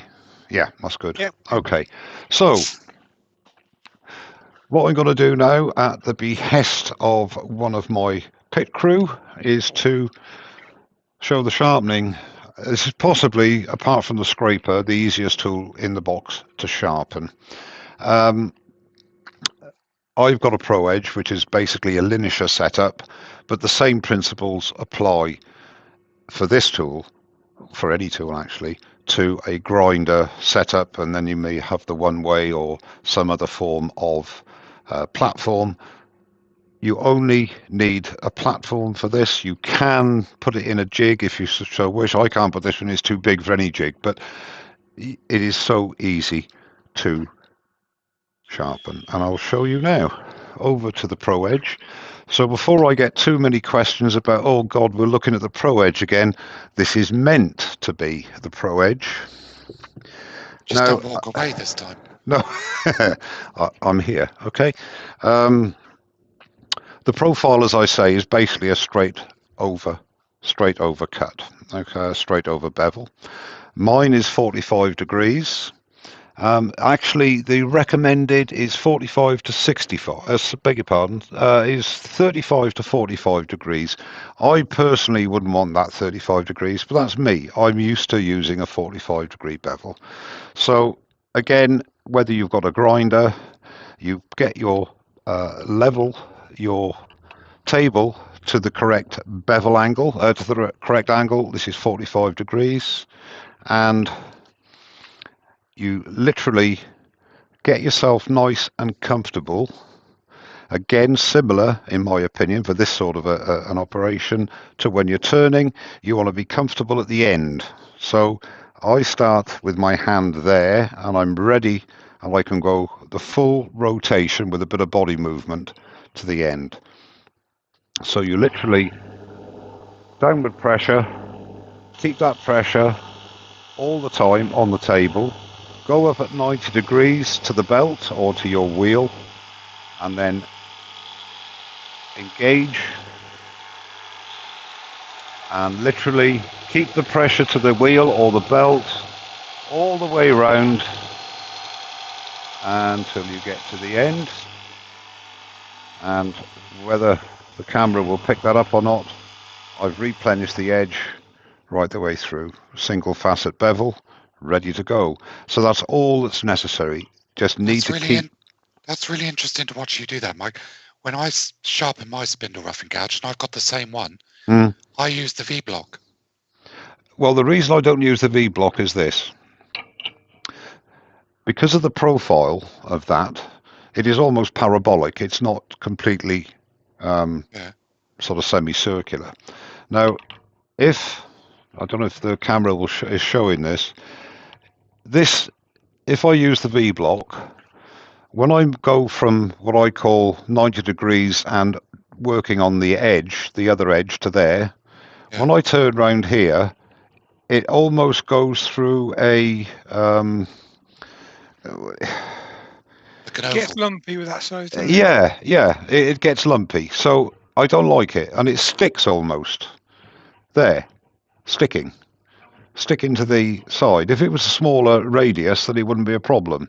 So I just don't bother with it. I just do it by hand, because that way I keep pressure down here on the wing, and as I'm pulling round, I'm moving my fingers here, keeping the pressure centrally until I get to the other side. And the main thing, obviously, is pushing it up against there, otherwise you get a double bevel. But the same applies, in my opinion, to a grinding wheel as well. But yeah, Mark, if it works for you, it's the right way, isn't it? As I've always said, and you always say, you know. Yeah. But I found with this one... I just find it easier. Yeah, that's fine. I just don't like that sticky bit. If it was a smaller one, like a 3/4, I didn't actually do the other one, but on my 3/4 it would fit in there fine. But they also fit in a jig if you should want to put wings on it. But this will fit in a jig. But no, that's how I sharpen my spindle roughing gouge. Unfortunately, I also use the Pro Edge. So, as Mike says, the same basic theory works on a grinder. Yes. What I learned when I do the 40/40 grind on mine, so I've drilled an extra hole and modified my Pro Edge to do that. And to give myself a guide for the 40/40, I've coloured in the corners. Right. It also told me I can draw a straight line on it in a Sharpie. So I've got that 90-degree reference point across my table. Right. Which is a good tip for anybody who's new to this, who doesn't want to use a V-block. Get yourself a straight edge, 90-degree angle off the belt, draw a line across your table. You've then got a good reference point to line up with at the start. Good idea. Good tip and good input there, Pete. Thank you. See, the pit crew are worth it, aren't they? You know. Um, Got to earn our popcorn somehow, mate. okay. Is there any? Are there? Are there anything else? I think we've pretty much covered the spindle rough and gouge now. Okay, that sounds good. So we'll go on to the spindle gouge. And okay, so I got to go to the. I'm going to go to this one again. I'm going to put some wood on first. So you can watch me doing this. You see, this is it, because it's all in real time, you see. I'll put this lovely bit of non-Ed Oliver ash back on, just for a minute.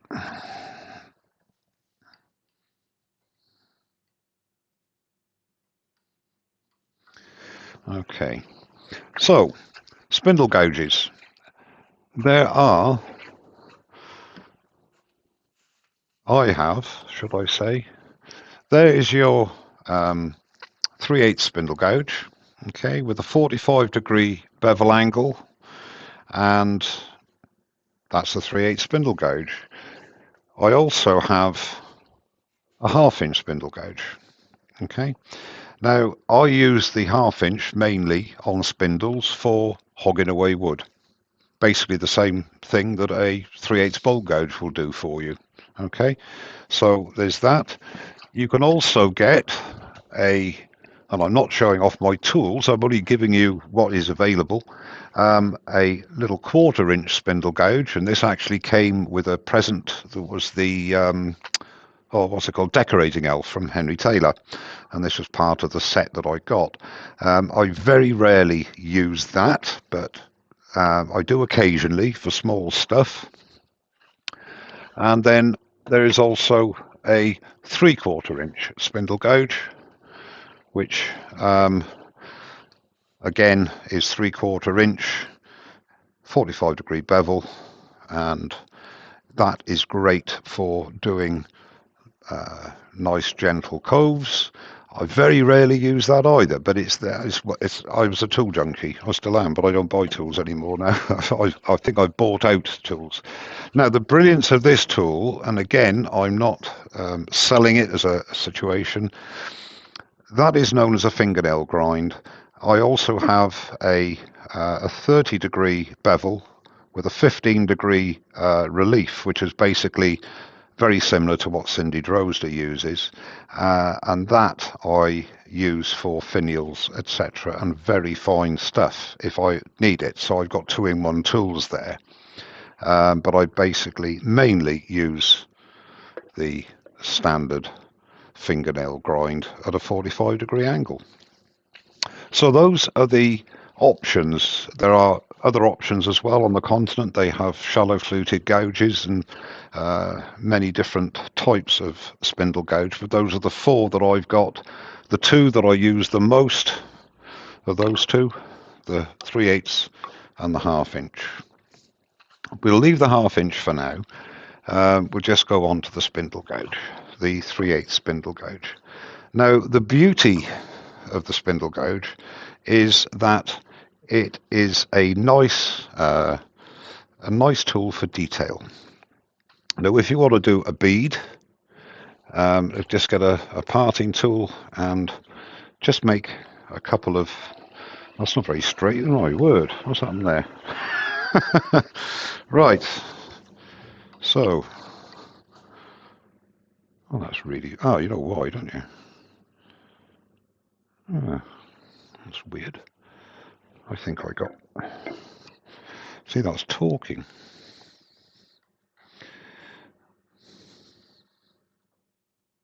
Come on, you little bugger. Right. That's right. I created another hole there. Okay, so that should be running nice and straight now. Yes. Okay. So if you want to make a bead, okay, get a parting tool and just make a couple of little incisions. Mike, would you like to change to the overhead camera, please? Yep, can do. Not a problem. Do you want the picture in picture? No, because you've got. We don't want the picture in Just your picture feet. because of That's it. Pete. Is that okay? Yeah, that's fine. So what I've done is I've made two shallow grooves, if you like, and we're going to make a bead.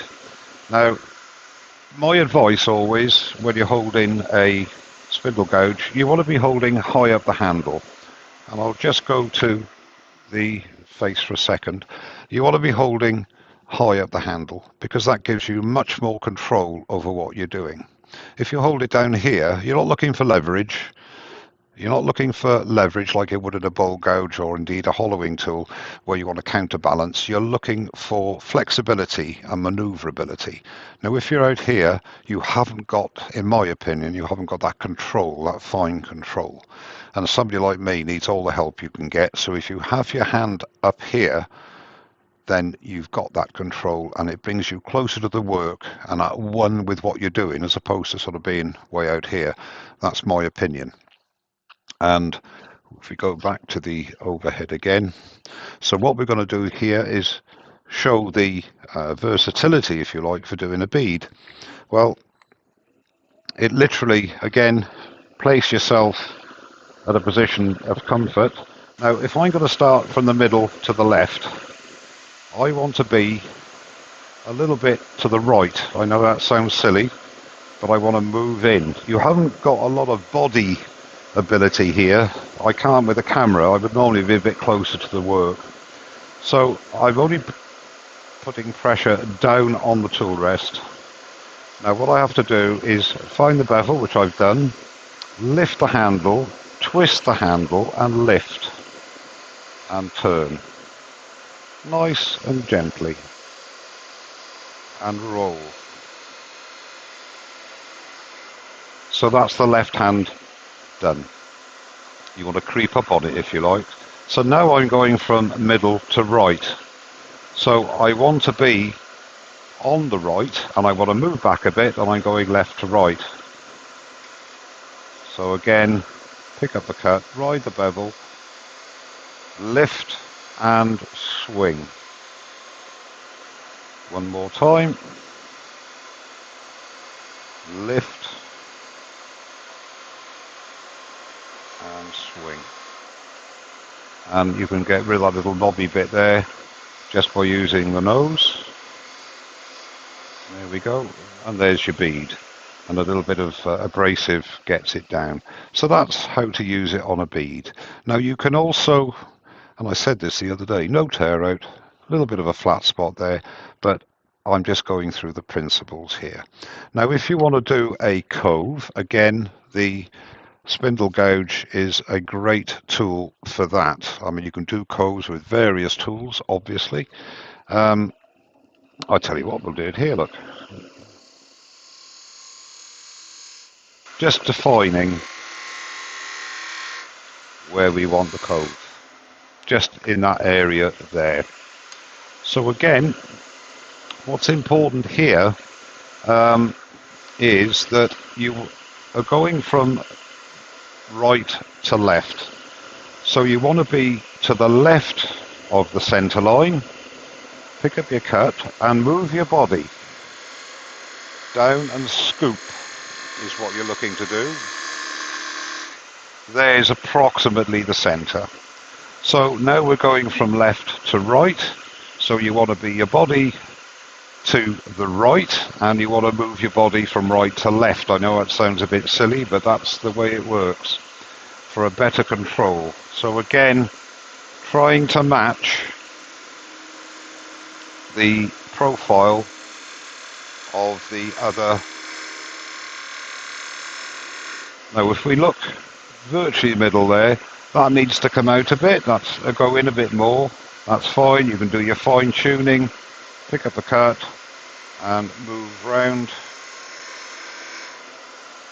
Okay, we've agreed that's going to be the middle, so we get rid of that. So now we start to work.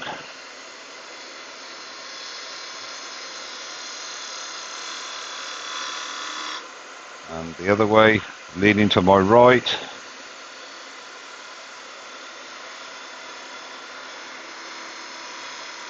And scoop up.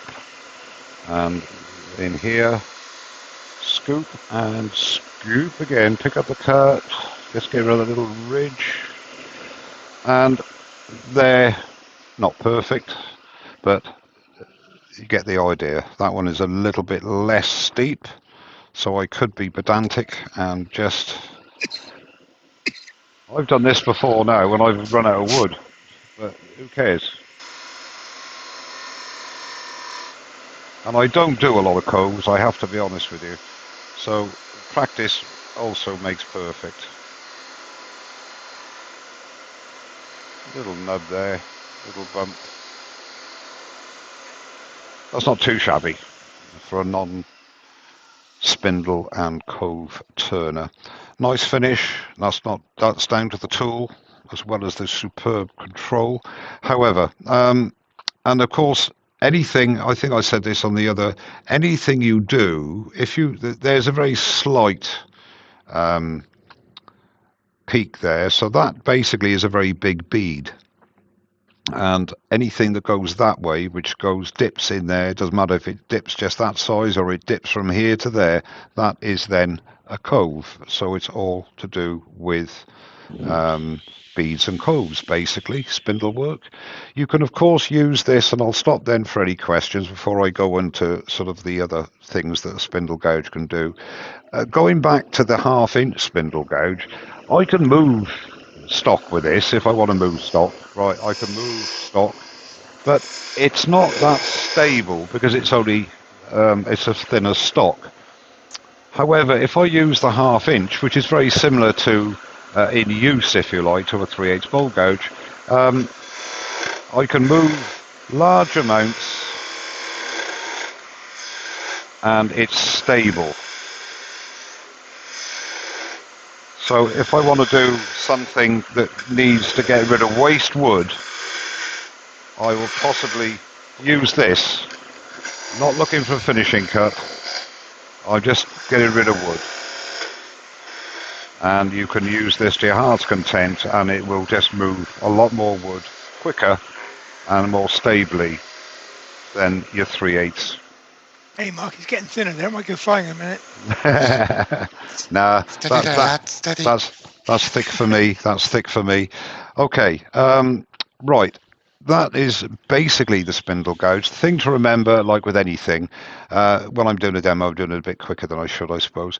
If you want to get a really good finish with your spindle gouge, let's say on here, again, as I've always said, you've got to traverse. Your tools have got to be sharp, obviously, but you have to traverse at a steady pace to allow the wood to come down. So when you do a finishing cut, you tend to be a lot slower and smoother. And just to there, and I don't know if the overhead will actually pick it up, but that is a really nice surface. And I said this the other day, and I just want to prove a point. Some people say, my word, that's a really shiny surface off the tool. I'll try this here. If you push very hard on your bevel, you will burnish the wood. You're flattening the fibres. Now I've got to give a lot of pressure here to get the bottom bit of the cut, and hopefully that'll look quite shiny. No, didn't push hard enough.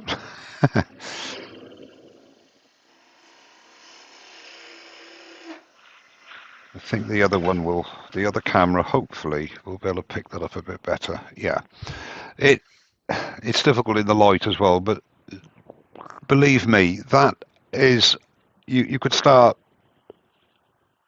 240 with that easily, but it's not all that it seems. I was pushing very hard, so I have actually flattened and burnished the wood. And that, or in hardwood, it's not quite as bad, but if you do that on softwood, like on a pine, it gives you a false impression. But my idea is to say to you, let's get rid of that horrible bit there. My idea is to say to you, this is a 1/2 inch. You can still do it nice and gently, no pressure. I'm not riding the bevel. I am using the bevel as a guide to move down the curve, and that will give a far better finish. That is actually, believe it or not, smoother than me pushing in very hard. Okay, I think as far as that is concerned, basically covered it. Yeah, and I'll change the blank in a minute to do some hollowing and some rounding over, etc. But and also you can use it to face off a blank as well. So are there any questions, or anybody would like me to do anything else that they'd like on a spindle? PJE asked earlier, can you use these for making pens? Yes, you can. Yeah.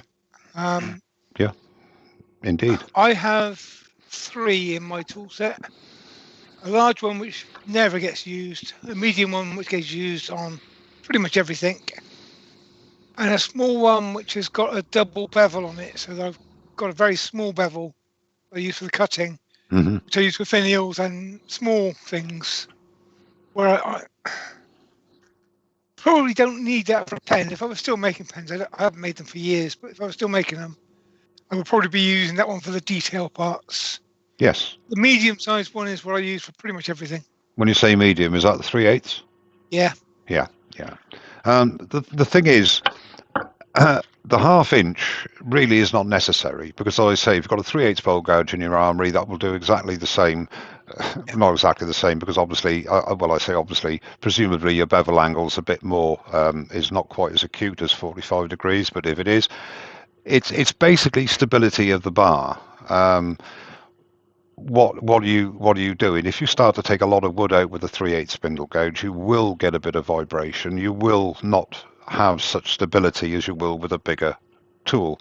But the 1/2 inch, I just like having the 2 spindle gouges there, and I could do most of my spindle work with 2 tools. Once I've roughed it down. And as Pete said, he uses his smaller one for the fine detail work, and I just use the other end of my 3/8, which I've browned to a very acute 30 degrees, with a 15-degree relief as well, so I can get in there. It's almost like a mini skew. I've always done it, not quite as acute as I did after watching Cindy Drozder, but I always had that as an option. But now I've taken the heel off, it's great. I've only got about, I don't know, maybe a 1/16 of an inch of bevel on parts of it. But that's all you need. Same, yeah. Yeah, that's all you need, as long as you've got an edge. And it just means that the rest of the tool gets out of the way, so you can get into tighter corners without fouling. But yeah. JP Woodworks in. Hi, JP. JP, how are you? Good evening. I'll just leave it to you for a minute, and then we'll get on. What is the effect of an increased bevel angle, or is it just a personal choice? Says Jay Crevens. The bevel angle is a very personal thing. If we take a bowl gouge, which has got nothing to do with spindle gouges as such, bowl gouges can go 40 degrees right the way up to sort of 65 degrees. So, it depends what you are normally doing and how you feel. If you're doing a lot of deep bowls, then you do need a steeper angle, because you need to get to the bottom of the bowl. So 45 degrees, you're going to run out. Your bevel is not going to support your cut, because your handle is going to be touching the rim of the bowl if you've got a very deep bowl and you're going in. So you need a bigger angle. You need a 65 degree angle to get round the bottom of the bowl. But the majority of us don't turn very deep bowls. And for years, a 45 degree Henry Taylor Superflute did me for all the bowl work I did. But I hasten to add, I don't do a terrific amount of bowls, as will be seen when I do my live on bowl gouges. No, but it is a personal thing. It is really, everything is personal. I think bevel angles there's a benchmark, not a benchmark, there's a starting point. 45 degrees, it's in between 90 degrees. Yeah, 45 degrees. It's a good starting point. And then as you're using it for whatever type of turning you do, you will realize its shortcomings. Oh, it'd be great if I could get 50 degrees, or it'd be great if I get 40 degrees, whatever. Well, that's the learning experience. So you then start to experiment with different angles and what works for you and your turning style. I know it sounds it's very cliched, but it's true. It really is true. And that's how your basic set of 6 pieces of turning tools becomes a rack of 30 to 40 pieces, so that you have an angle for this and an angle for that. Yeah. A different size for this and a different size for that. Yeah. Yep. I fell for that one. Yeah, I think we all is have. on the spindle gauge. You've mentioned it earlier on that you've got your double-ended one. Yes. 45 for your general work. Yeah. And 30 degrees for some certain detail work. Yeah. And we all do the same, but it does. If you've got 45 as a starter size, then you will cut 99% of what you want to do. For the extra 1%, then you might want to fiddle around with different angles. Yes. I couldn't agree more. I'm one of these people that likes to try things out, and I've kept my old tools, not all of them, but I've sold most of them to pay for the ones I've got now and I've had for the last 2 or 3 years, but I've kept a few. And the current thing, again, off topic slightly, is this Irish grind. I mean, anything swept back, some people call an Irish grind. I tend to look at it as a standard grind, which is basically a straight over grind. Then you have swept back grind, which is swept back wings, which most of us will use. And then you've got what I call an Irish grind, which is an extra long swept back grind, if you like. But I'd say practicing with it. I tried it on an old bowl gouge. I quite like it, but for the type of turning I do and the amount of turning I do, I'm really more comfortable with my standard sort of 55 degree with swept back wings, But I will continue to use it on occasion, and I might get to like it even more, But experimentation is part of the enjoyment as well, I think. This is why I said before, we're not professional turners.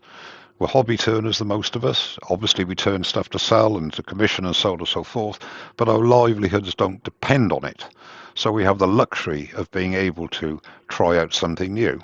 A new bevel angle, a new way of turning something, a new cut, and we can spend as long as we like on it. And there is no fail, is there? Because you're not it doesn't put food on the table. It is a trap. I mean, my bowl gouges are, and have been for some time, 55 degrees. I've been absolutely content with that until sometime last year. I've now got a complete set of 40-40 grinds and a 60 degree to do the bottom feed, because the 40-40 grind is everything except the bottom. So you need an extra one. So now I've got 2.5 sets of bowl gouges in different sizes, and it's a trap. My main of the 40-40 grind I've been intrigued with. I've been intrigued with that since I watched Stuart Batty's 2-hour video on the 40-40 grind. Same one hooked me. Yeah, and I thought I'd got to give that a go. Of course, he does it freehand. I cannot freehand sharpen. I can, but it doesn't resemble any gouge I know of.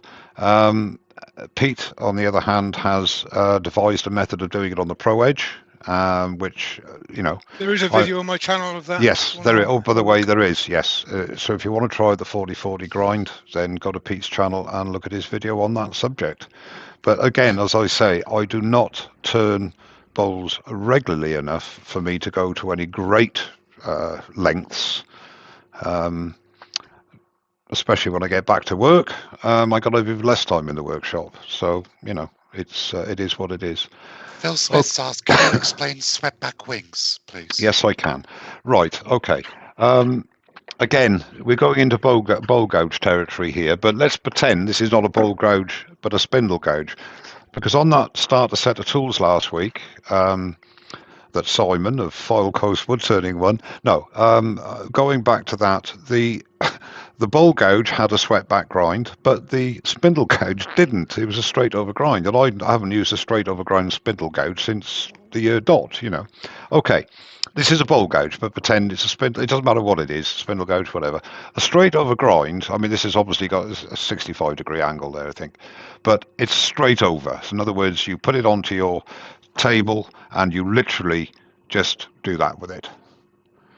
And you get whatever bevel angle you've set the table at, you just get a straight over grind. So that is a straight over grind. And then you get a swept back wing, which I can show you on the, if I can find it, the spindle gouge. So there is a swept back wing, where the wing is swept back from the nose. So there's the difference between, forget the size of the gouge, but there is the difference. The top one being the, let's get it straight there. The top one being a straight over grind and the underneath one being a swept back grind. But that is a bowl gouge and that's a spindle gouge. But the theory is the same.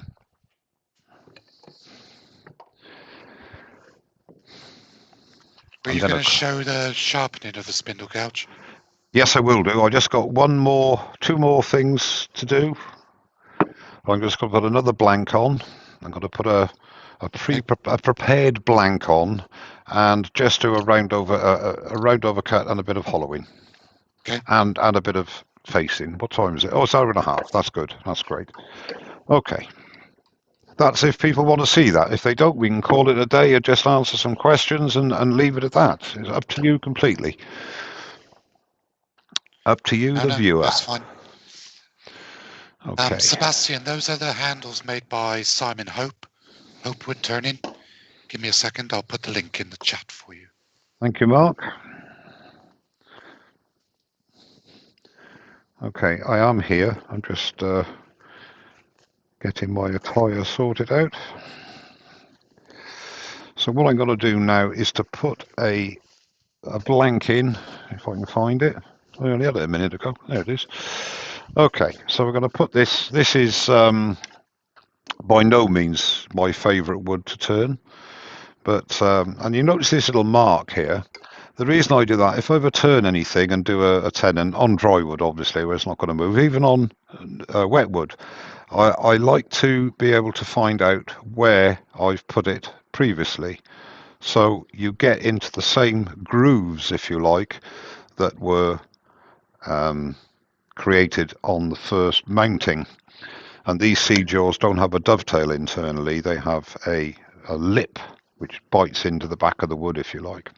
Okay, so that should run true, and it certainly does. Look at that. Okay, so the other thing you can do, get rid of the elbow stabber, as my good old mate Ed Oliver calls it. Now this, okay, stop there. Before we do any hollowing, the other thing, of course, is round over, or making a curve over, which is quite a simple task. If we take the 1/2 inch to begin with, the 1/2 inch bowl gouge, again, the height of the tool rest needs to be where you are cutting, just on or above center. Okay, so put the old goggles on.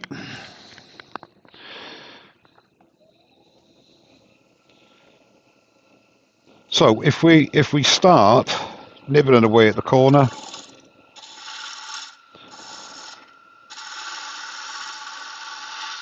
now what you're doing, wherever you start and you get your cut, you want to maintain, just shut the lathe off a minute, you want to maintain, I think actually it might be advantageous to go to there just for a minute. We start the cut, you want to maintain that cut right the way to the middle. On a spindle like this, you don't need to lift your handle, lower your handle. You just keep it. Once you've got your cut, you try and maintain the same positioning right the way through the cut. So you're not lifting your handle, you are just moving around the piece.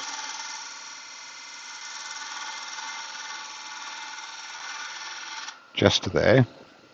And then my advice would be you just move your tool rest to give you a little bit more support. And you can, and the other thing as well, which unfortunately, because Pete made me change, yeah, you can see there, but I haven't got a picture in picture, but my right foot is forward because I'm going round a corner, I'm going round the bend as it were. I want my weight to be on my right foot, not the usual, because if I do that, I'm going to run out and fall off. So you need your right foot forward. So pick up the cut there, and what we need to do is to keep that in the same plane all the way around. So pick up the cut again. Hopefully you can see that I'm not actually going up or down. I'm just keeping it in the same plane all the way through and slow up towards the middle and done. Now I know that it's not a very good curve, but that wasn't the point of the exercise. The point of the exercise was to say that once you've got your cut started, you keep it in the same plane. One big mistake I made in the beginning, as I was going towards the middle, my tendency was to start here, and my tendency was to automatically start to lift the handle because I'm going to the middle. Well, if you've got the right aspect of your tool and you use the bevel as a guide, you can do the whole operation on the same plane. Now the other way, or the other thing, and I don't know whether this will show it well or not actually, the other operation is to face off a piece. In other words, to make it square. So that again, if you just want to make this face clean, you want your bevel pointing in the way you want to go. So you want it at that angle there. Pick up your cut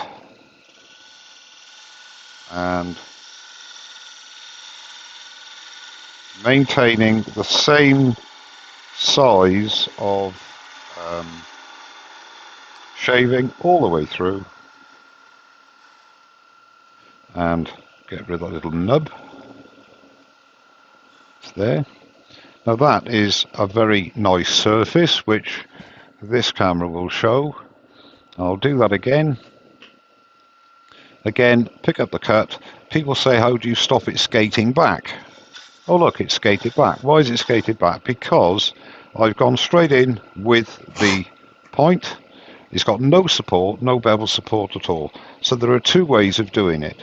You can either go in very carefully, like so, and then twist. You've got your bevel support now, and you can carry on with your cut. The other way is to put your thumb behind for support. So it's got nowhere to go. If it wants to skate back, you're stopping it. Just for that entry. All you need to do, and there you don't have to be quite so accurate with how you enter the piece. So you do that, twist slightly, get your bevel contact, and away you go. So that's how you stop the skating, because if you don't do that and you don't get it just right, see, if you don't get it just right, can't do it now. There we go, it was going back, but you see I've got a ridge there, so say I didn't have that ridge, let's get rid of that ridge. Okay, and I'm starting here.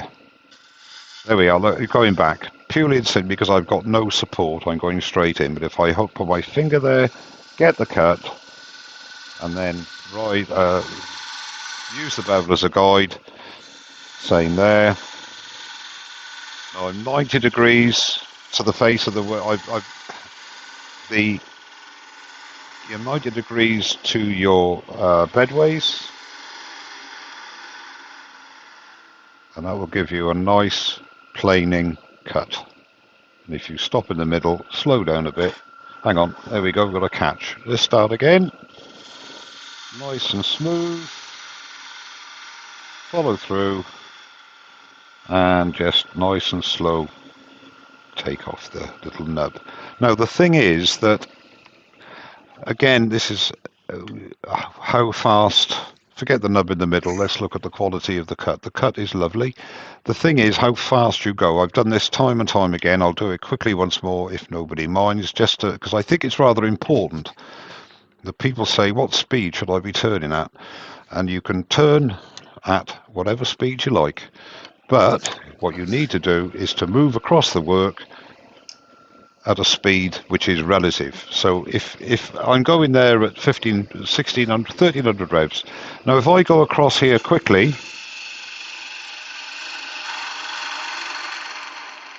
it's not going to give me a very good finish.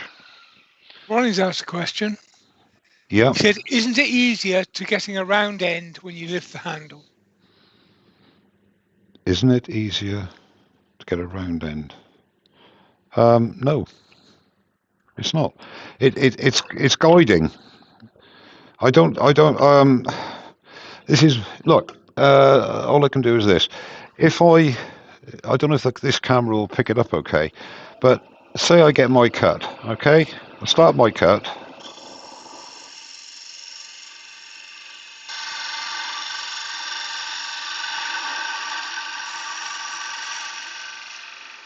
And I think, unless I'm wrong, I'm sure I kept on the same plane.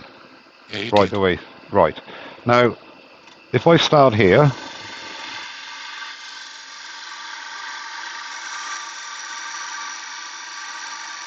still the same plane, still on the same plane, still on the same plane.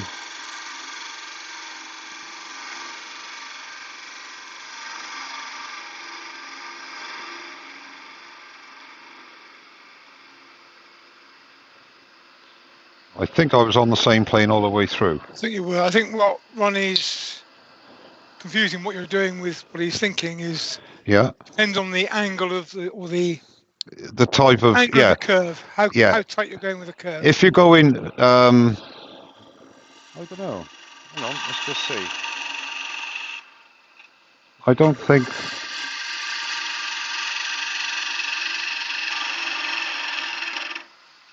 I mean, that is just bad turning, but I don't think I'm actually turning, going off the plane. I've never, that's a very shallow curve, obviously. I'm not a for steeper curve, which is more of a bead, then. Yes, by a steeper curve.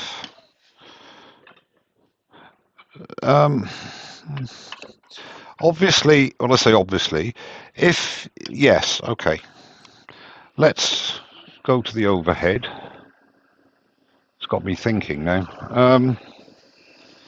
Well, no, if I'm doing, say that was the right-hand part of a bead, yeah? Yeah. Yes, but I still don't think you.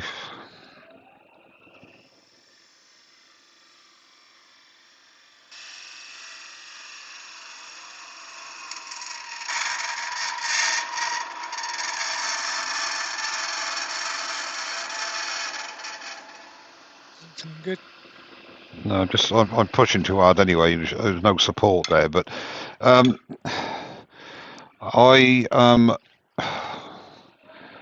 can't see.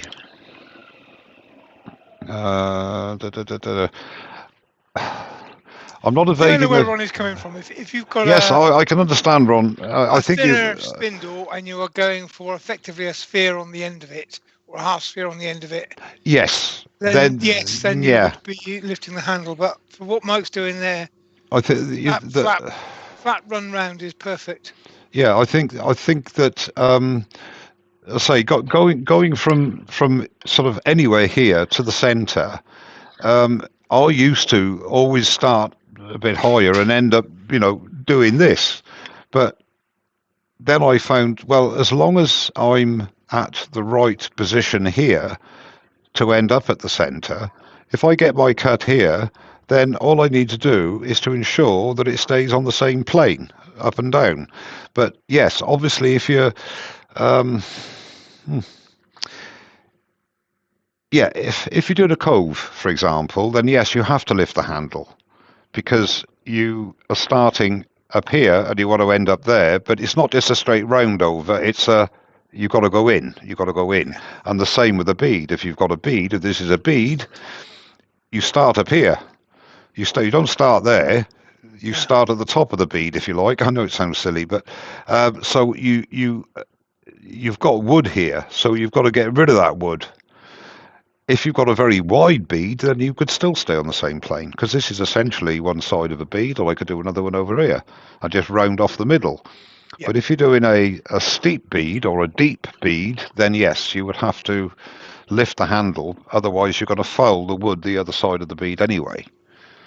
So you're right, Ronnie. It just depends on the but a great question. Diameter and angle. Yes, it got me thinking, Ron, and thank you very much for asking that question. That's what these sessions are all about. All the questions, and please, nobody ever think a question is silly. It's silly not to ask it, but never be afraid to ask any questions. If you don't know the answer, it can't be a silly question. And we've got to do some hollowing, and then I think that'll be it. And then we'll just do questions. And the other thing, and I'll go on to that straight away, shall I? Yeah. Go for it. Yeah. So the other thing is hollowing. You can use your spindle gouge for hollowing, and a lot of people say, oh, well, you can't use a 3/8 spindle gouge for hollowing. Yes, you can. You can use it to a certain depth where it starts to fall short. First, I'm sorry? You drill first. You can do. But it's another thing that maybe people don't know. Okay. So there are two. If, say, for example, I wanted to just dish this out, basically. Okay. So I'll make a little mark with my spindle gouge, a bit high, a bit lower the tool rest, and just make a little mark there, just for the drill. Now, you can either use a handheld or you can use a Jacob's chuck. Okay, the choice is yours. Now, I quite like using a handheld drill. All right, now this isn't the one I normally use, but we'll try it. Turn it right down. I was actually thinking about drilling with the spindle gauge rather than the drill bit. Oh, you want to do that? Ah, right, yeah, good. Yeah. I was wondering. I thought to myself, why do you want to use a drill bit? Your spindle gouge. Okay, so that is one way you can do it, using a drill bit. Okay, but the way I normally use it for small bits like this, small pieces like this, is you use the spindle gouge as a depth. Now you want it right on center, and speed doesn't have to be absolutely stupid, and plunge in and literally just move it in. And all I'm doing, if you look, the flute is uppermost. I always like to start a little bit there, and then you move it, and what's happening is that the wood is coming down over that wing, and you can use it as your depth gauge. So a lot of us, what we do, say we wanted a little bit more than that. When you go in the second time, always make sure you go in straight, otherwise you're going to get catching. So where my thumb is where I want to go to, so I push in and out, and that is the depth that I've got, which gives me a depth for hollowing. I don't want to go any further than that. So that's down to here. Okay. Now, when you're doing, there are several ways of hollowing. Again, we're only using the 3/8 spindle gouge at this stage. You can do the conventional method of basically hollowing a bowl, if you like. So that is one of the methods.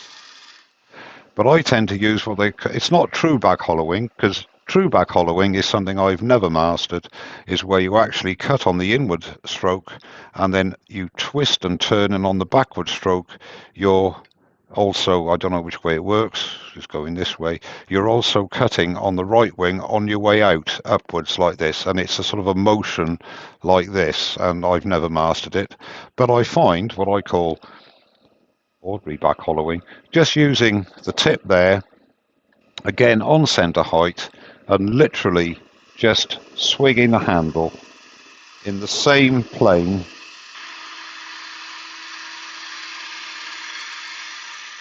is a very, very effective way of removing a lot of stock. It's a very appealing way as well, isn't it? Because you see results very quickly. I mean, this is soft, horrible, dusty chestnut. I don't like this at all. But nevertheless, it is... no, I'm not going to go right the way through because hollowing can be boring. As I get further and further in, the 3/8 spindle gouge is going to lose stability. I would say for this particular gouge, I wouldn't go much further than that, which is about 2.5, 3 inches maybe, at a push. But why? I can use my 1/2 inch, and if I haven't got a 1/2 inch, I can use my 3/8 bowl gouge, which means I've got more stability. I have to drop the tool rest slightly. This is a typical thing for the tool rest. You can see how horrible this wood is. Look, it's all sticky. You drop the tool rest needs to be the height that you're cutting at the height you want to be, either on centre or just above. Now, when you're hollowing, I always like to be on centre, possibly a little below. Now, I can take a lot more wood with the 1/2 inch because it's a much more stable tool, but the principle is exactly the same. Now, I've had 4 sweeps, 5 sweeps maybe, two or three with this. Not a beautiful surface, but you can improve that by the old adage of just coming back nice and slowly. I'm only doing 1,000 revs, which is possibly 2.5 times. No, I'm getting that resonance. It's because I'm talking and falling off the cut. I'm not swinging round enough. So I come round, not to the way of the camera. This is not ideal, and the surface should be a little bit better. Not perfect, but it's a little bit better. So, I mean, we've basically gone down there now. There is no hole here anymore, no depth hole, and that's 4 or 5 passes at 1,000 revs. I would normally do that at 2,500 revs, and it would come out a lot quicker. But it's just for stock removal. So again, the humble, as I say, 3/8 spindle gouge and the 1/2 inch, but let's just concentrate on the 3/8, the most popular one, is a very able tool, but obviously it has its limitations because of its stability, because of the bar stock size. Jenny Smith said, can you put a captive ring on that, please? I could do, yep, certainly, not a problem. I'll do that now, straight away. Hang on a minute. There you go. Okay. I replied no, because it's just silly. Well, I've done it. Job's done. Sorted. I don't mess about. My customers want a captive ring, they get a captive ring. You know, at the end of the day, all the tools can do a lot more things than they are actually built to do, obviously. I think I said it last Sunday that you can do 95% of your turning with 6 tools. Actually 5 tools, to be honest with you. So the rest of it is just finding, oh, I need this, I need that, but do you? And my answer to you will be that you will find a lot of the stuff you bought you don't need, and you will find that you don't need it. Can you do that cut with a bowl gouge and a bowl, David Nicol? What, the back hollowing? You can. Yes, you can. You can, but there's no need. You don't need to in a bowl because you're going against the grain, so you get more tear out. Plus, you have more of a chance of a catch. The thing with a bowl is you've got 4 changes of grain. Because you're going side grain, end grain, side grain, end grain on every revolution. Yeah, let's go in. So you build up more vibration. So when you're doing end grain, although you are effectively cutting the same shape, it is the same amount of resistance to the tool all the way around. So you don't get that vibration, which doesn't build up harmonic frequency on it. So you can get away with stuff differently on end grain to side grain. Yeah. See, a lot of people say they get problems with side grain, with end grain, I should say. Sorry, and it's not because I'm clever. I just find if you take things steadily, commensurate to the speed of the wood, etc., and a good cut, end grain doesn't pose a problem. It really doesn't. What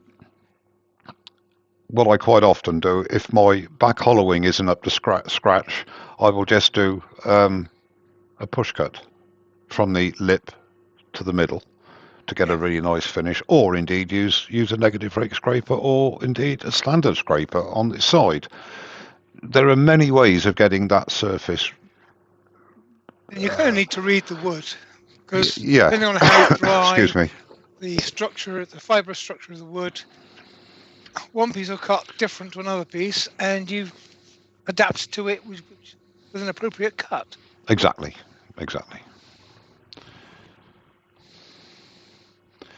Well, there's still 165 people on, which I'm absolutely amazed at.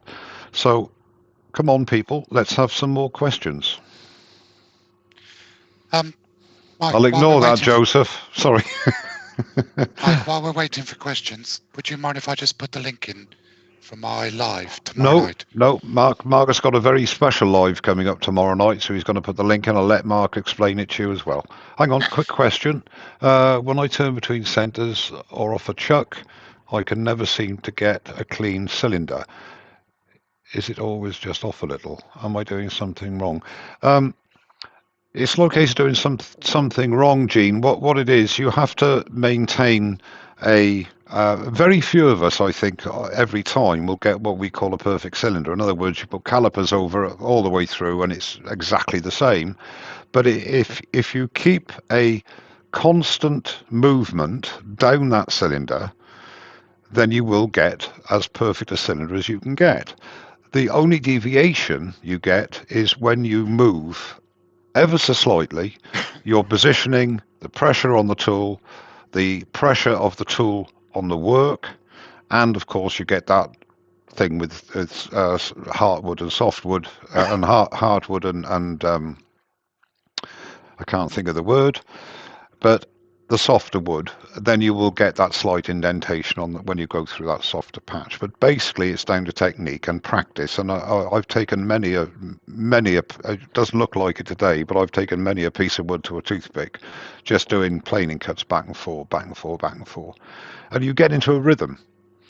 And once you get that rhythm, you just keep going back and forth, and you will get it as near as you can. It's easier if I. Excuse me. PJE's asked me earlier and I answered. She asked what the 5 best tools for a beginner to get to start with were. Okay, so that's easy. I've already answered that. Oh, right, okay. I'll shut up then. Sorry, but she's asked me now what sizes. 3/8 spindle gouge, 3/8 bowl gouge, a 1-inch spindle roughing gouge, or 3/4. Or, yeah, 1-inch or 3/4 spindle roughing gouge, a 1/8 parting tool, and probably a 1/2 inch or 3/4 inch scraper, round nose scraper. Those are your best 5 as an absolute beginner. Once you start to get confidence and improve, then you can add to the set with possibly a skew chisel, maybe a 1/2 inch bowl gouge, and a 1/2 inch spindle gouge. And 500 other tools as well. Yeah, and 657 different other tools. Yeah. Various sizes and lengths, as you can see on Mike's wall behind you. Which he never uses. Those 5 and those sizes, 3/8 bowl, 3/8 spindle, 3/4 roughing gouge, 1/8 parting tool, and a 1/2 inch or even a 3/4 inch scraper will get you started on both spindle work and bowl work. Yeah. if just to add to that, actually, if this thing about 3/8 bowl gouges, half-inch bowl gouge, whatever, two of the well, three actually, three of the turners that I know very well and have a lot of respect for, Ed Oliver, Wayne the Woodturner, and Martin Saban Smith. They do a lot of bowls, okay, and they will 9 times out of 10, if not 100% of the time, use a 3/8 bowl gouge for all their turning on bowls. I personally am not a bowl turner, as I say, per se. I do have both. I tend to use the half-inch because I've got it, but on occasions it'll ring in my head. These guys use a 3/8 bowl gouge all the time, and I'll be honest with you, I only had a 3/8 bowl gouge for about 4 or 5 years. It's only the last 4 or 5 years I've had a half-inch. So a 3/8 bowl gouge will not only do your bowls for you, it'll also do a lot of spindle work for you as well, hogging away wood, doing basic curves, hollowing out, things like that. So a 3/8 bowl gouge is a really versatile tool, really is. Sorry, I'll shut Woodturner up. will only ever need 5 tools. Yes. Yeah. 5 tools is plenty. That's my daily use of tools. Yeah, I've got a problem. So have I. Yeah. So have I. Yeah, I will I say can show that you- this. I can show you my tool wall over there. Come on, lads. This isn't a show and tell. If you can see, 1, 2, 3, 4, 5, 6, 7, 8, 9, 10, 11, 12, 13, 15, 16, 17, 18, 19, 20, 22. There's 24 tools there. I've got a problem too. Yeah, I think we've all got a problem. Giorgio, hi Mike. Can you show the part of a spindle gouge we use and the angle when we hollow end grain from centre out to rim? I think I get a lot of chattering when I use this way. Okay. Well, all you use, I can't really show it in there because the camera won't pick it up properly. If you imagine you're virtually horizontal to the wood, okay, and what you'll be using is just this part, just to the side of the nose. In other words, to the bottom, if you like, when you've got your flute turned to so, you've got the bevel rubbing, you're using just to the left of the nose, and when you get that cut, you pick that cut up, you move your tool in the same plane. You don't go down, you don't go up. Ideally, you keep going until the end of your cut, keeping the same size of shaving coming off that edge right the way through the cut. That's the key. It's easier said than done, I appreciate. When you start to get chattering, you've either, more than likely, what's happened is you've gone up. Because if I could do that on this one. It's really one of 3 things, isn't it, Mike? You've raised the tip of the tool. Exactly. But I was going to say that the chattering too hard, so you're trying to take too much at the same time. Yeah. Or you've overextended the reach of the tool in relation to the tool rest. Exactly. Those are the 3 things that cause that chatter. If you are starting at the right place, okay, and this is now parallel to the bedways, okay. Actually, I can show you on this one easier if I pan out. There we go. That's better. Is that in focus? Yeah. Look, this is what Mark is saying, and is very true. You start your cut, okay, and you start to move towards the lip, okay, keeping the same. I'm only doing this for the camera now, so you keep at the same level. The problem is, what happens is sometimes as you're coming through, as you're leaning, you say dropping a handle, you're going to be dropping off the cut.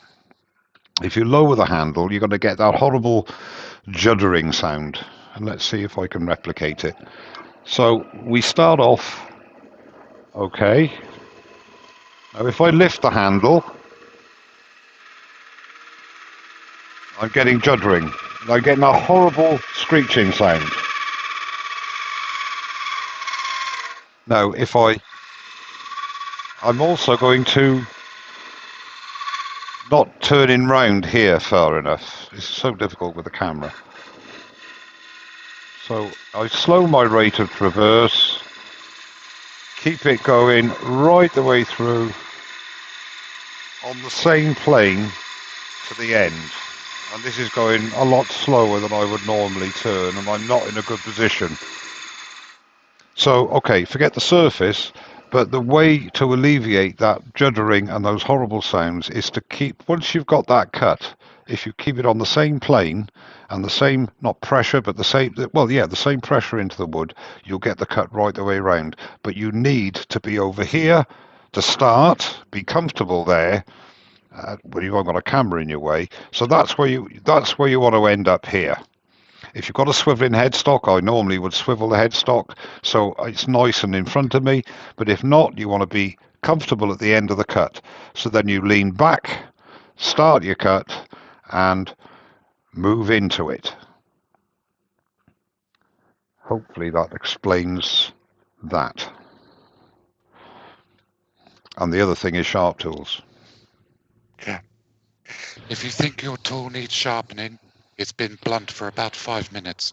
This has done more work than I would normally do without sharpening. It's still sharp, but it's not as sharp as it should be. That's why my sharpening area is literally a turn away. I haven't even got to make a step, well, one step maybe, and I turn and I'm sharpening. It's not at the other end of the workshop. I'll leave it for a bit. As soon as you feel that you're not getting what you should do, as soon as you feel in the back of your mind, oh, I think I need to sharpen it, you do. Yeah. Simple as that. And as soon as you come back, you will see the difference. Difference to night and day. It really is. I'm, like everybody else, guilty of it. You think, oh, I'll do one more cut. And you put a bit more pressure on it and you do this and that. And it's not coming up nice. You come back from the sharpening and it just floats in comparison because it's not as sharp. Talking of sharpening. Yeah. Oh, yeah. Okay. Right. Okay. Sorry. Pete's metal sharpening. Very, very quickly. We'll go to the newly appointed camera. Now, I'll take off the. Now, again, this is exactly the same method and technique as it would be for a grinding system with a grinding wheel and, let's say, a one-way jig. This is the jig, and you have a predetermined protrusion of the tool from the jig.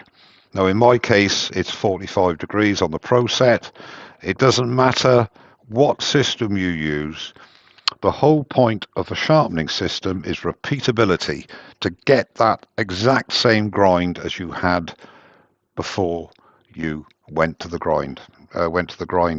Now, I use the nearest hole, and that gives me a 45 degree, and all I do is literally maintain the pressure, very light, just the weight of the tool, and go down, and that's all I do. I don't go another time, I just do once, and you'll see there, hopefully, I'll go onto the other camera because it'll give a better idea, and I'll zoom in, and you can see here a perfect grind. Well, perfect what I want anyway. Single facet, and it's one sweep. Now that will give me an absolute razor. I'll just do the edge here. Now, no pressure at all. And here we go. Just absolute joy to use compared to what it was. And I've only been using it for, actually turning maybe 10, 15 minutes, if that. So again, a very, very important point. Sharpening is of vital importance. Keep your tools as sharp as you possibly can. But as I say, the reason of a sharpening system of any description, whether it be a Tormek, whether it's the Pro Edge, whether it's CBM wheels, oxide wheels, whatever, is to repeat that grind that you want on that tool every time. And the only thing I'll say with the Pro Edge, it's the easiest I've ever used. I've had CBNs, aluminium oxide, and the CBNs don't reduce, obviously, but there's always that little bit of eyeball in it to get it exactly right. But with the Pro Edge, once you set it up, it's literally seconds, as you saw there. And that's the same for every tool. Which is the same reason I've got the Pro Edge. I've been through the system as well.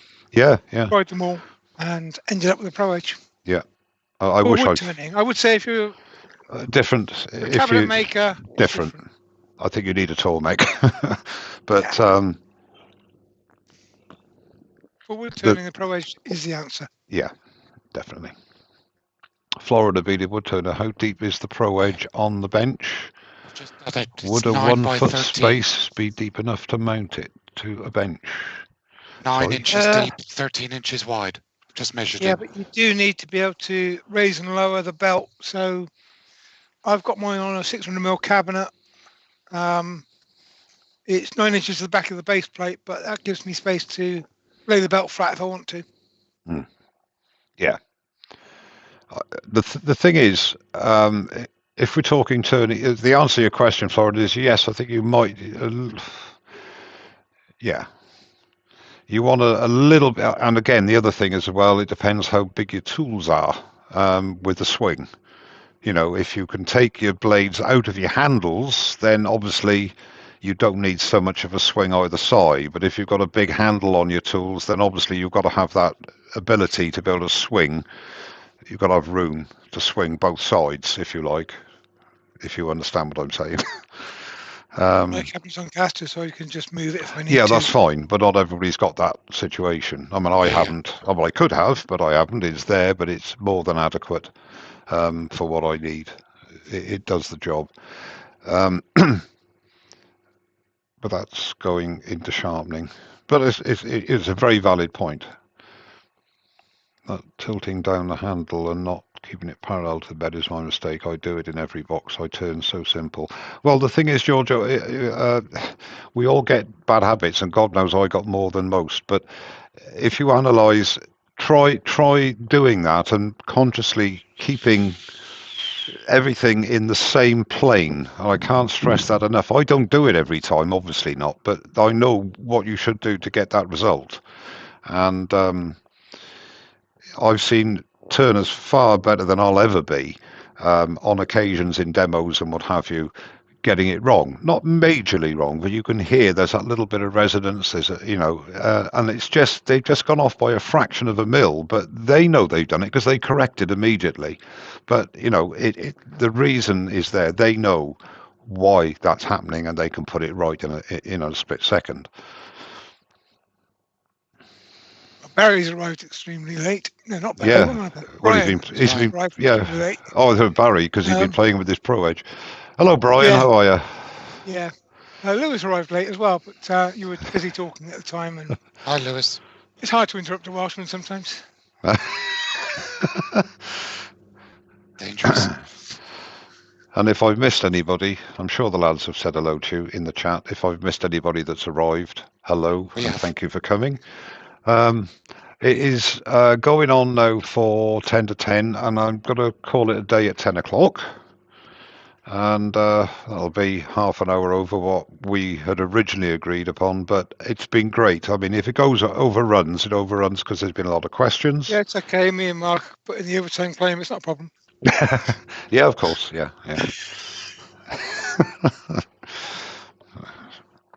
But again, I thoroughly enjoyed it, and well, I think you've quite comprehensively covered just about every cut you can do with the two tools. I think so every cut I can do what you meant to do. Yeah, and I think between the three of us, we've answered every question. Good, excellent. That's what I like to hear. And I'll say, guys, for those of you that are here, the whole idea of these sessions are for the beginner, the newer turner, or somebody that's having a problem with a specific situation, and hopefully between us we can put that question to rest, and also where possible demo the answer, which is what it's important. But as I said before, and I'm bantering on a bit, I actually missed a lot of questions when I was doing this on my own. And for a demo, that's not quite as bad. But when you want to do a series like I'm doing now, where I hope to get every possibility covered in that session, then we rely on the viewer to give those questions, as well as the other two lads, Mark and Pete, put in their 2 penneth worth in as well. What tools are you planning to cover in the next session, please, Mike? Right. I will say now I'm back to work Wednesday, so the next session could be 2 or 3 weeks away. But my next live session will be another 2 tools. I will most probably cover the bowl gouge and an other, or the skew chisel. I'll have other tools available. Skew chisel was a session on its own. I'm sorry. Skew chisel was a session on its own. It Yes, doesn't need anything else with it. No. The scooch, especially when I'm doing it, I will certainly have loads of blanks on offer. No, what I want to do, if for example a session goes and within 3/4 of an hour there are no more questions on that particular tool, then fine, I pick up another tool, because a lot of it is spindle work anyway. So I've got plenty of spindles. If it's bowls, I'll just pick a bowl up and do a cut on the bowl. It's not a problem. So if it's sort of 3/4 of an hour and all the questions have been exhausted on the one tool, then I'll do another tool. But what I will say is I'll most probably put 2 tools up each time, apart from the skew. And if we only cover one, then we'll cover it in the next one, if you see what I mean. So do it that way. But I would think it'll either be the bowl gouge or possibly the skew. I think the skew a bit later, because that is not an essential tool for the beginner. So if we cover the bowl gouge and possibly a scraper. Whether that's a good combo, I don't know. The parting tool, I don't think you can spend too much time on, really, especially if it's blunt, like last week's. We'll see how it goes from there. But I hope to cover them all within the next sort of two, possibly 3 sessions. Actually, you could do a session on parting tools. You could actually. I've got 4 of them as well. But I mean, that's and really. I do use them for things other than parting. Yes. Yeah. Yes. With a bit of imagination, you could make a session on that. Yeah, but I haven't got the imagination, Pete. No, it's a good idea, actually. Yeah, I might do that, actually. I might do that. Showcase the 4 I've got. No, yeah, okay. Watch this space. Quick question, Barry's Mike. Creation says, yeah. Mike, you demonstrated the grind you use 45 degrees, but what angle do you use on the top of the flute? So what's your top angle? It is not a stupid question at all. I don't have a relief, if you mean. No, he means on the top. Here. Yes. So like 45, like I use, or. Oh, sorry. What you mean the wings? Yes. Yeah. I've got no idea. No idea. I'll tell you why, Barry. Because I use a jig. And I'll tell you now, if you hang on a minute. Oh, it's not been something. I know where you're coming from with regard. Well, I say coming from, going, if you like, with regards to the 40/40 grind. But so I use 45 on mine. I've never measured it because it's not something that I really.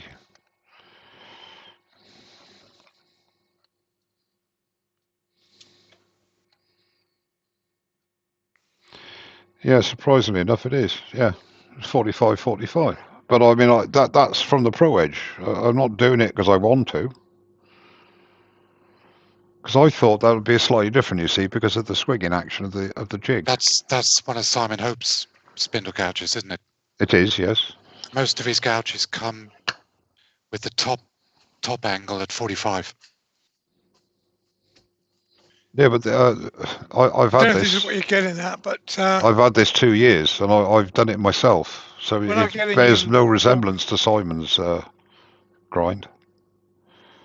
A new bowl gouge, and every now and then, just when I feel like it, I will just take that corner off there. So So Oh, I basically, I see. put it Yeah. down flat on the Yeah. wing and Mm. just lift it and put it Yes. across, And then and just grind take it. that little tiny corner off. Mm. It's not to a particular angle. It's just knock it off a little bit, Mm. and then sharpen from there, which just rounds off the top of that wing, so you haven't got a point to it. But Yeah. I don't measure it. I just Yeah. take it off. I'm just wondering Yep. actually whether Barry also meant what angle is that there from the edge of the wing of the wing to the nose. If he was on about the angle it droops, if you like.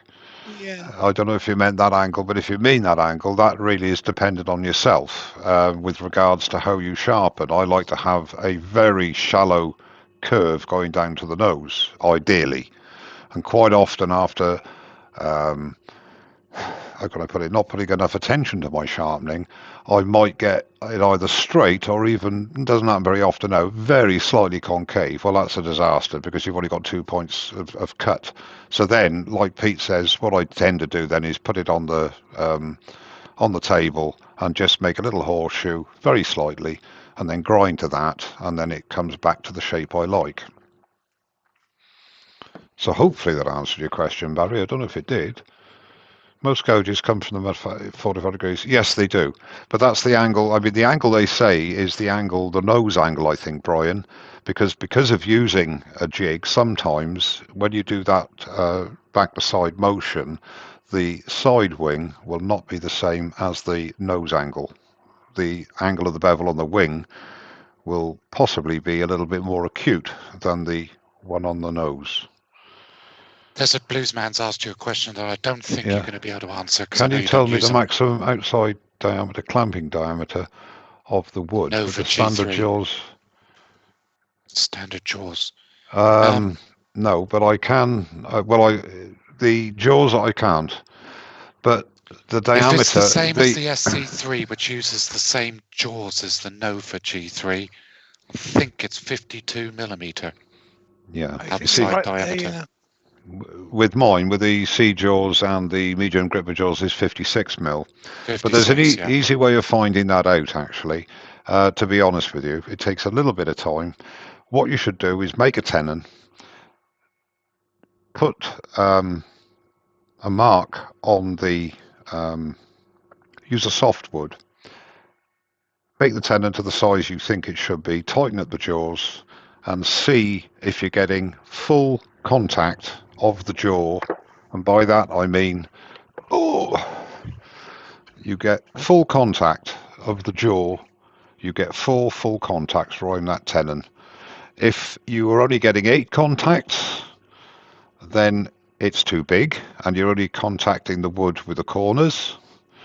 And if you just get 4 contacts there, it's too small and it's not gripping on all of the jaw surface, and then that'll be your perfect, because each set of jaws, which I'm sure you know, is made out of one bit of steel, and basically it's the kerf of the saw that cuts the 4 pieces for the jaws, which is, if you replicate that distance, which is about normally anything between 4 and 6 mil, depending on manufacturers, you'll get a perfect circle.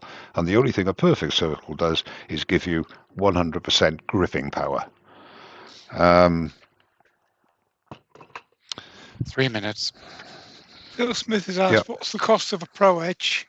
They're actually free, completely free. But it takes time to get your money back. Yeah. When I was using particularly against a fast, high-speed standard grinder, I would be going through a bowl gouge in about 6 months. On a Pro Edge, I would be going through a bowl gouge in about 2 years. The bowl gouges are 60 odd quid. So you run that across all your tools, they're free. It just takes time to pay for it. But I think they're about 350 quid in the UK. I have no idea what they are elsewhere. I think somebody else said in the chat they're about $500 US. Yeah, that could be. I mean, at the end of the day, because they sharpen with such a small amount of metal removal, all of your expensive tools will last you a lot longer. So they're free. Yeah. They pay for themselves, yeah. They do. Right, guys, if there aren't any more questions, I think we shall call it an evening. Yep. I'd like to thank everybody that has turned up, as always. It's always a pleasure. Thanks for the questions and the input. I'd also like to thank my pit crew, which are there now going to be known as, and that's Pete Ravenscroft and Mark Beckett. And Pete Twisted Trees is Pete, and Mark the Gentleman Wood Turner is Mark. And I've been the usual Welsh idiot, Mike Walsh. It's been a great pleasure, and thank you very much indeed for watching. As I always say, I will let you know as soon as I know myself when the next one will be. Well, thank you very much indeed. I've got to say goodbye to you all. Stay safe, and I'll see you on the next one. Take care now. I hope to see you all in the chat on Mark tomorrow. Good night, Bye, everyone. indeed. Cheers. Oh, before I go, hang on, Mark. Yeah. Did you put your link up? Yes. Ah, that's good. And don't forget, Mark's live. Sorry, I forgot. Tomorrow night at 8 o'clock, is it, Mark? 8 p.m. British summertime. Yeah. 8 p.m. And hopefully he'll have a great night. I know he will. Anyway, thanks again, and all the very best to you. Take care. Cheers now. Bye, everyone. Cheers.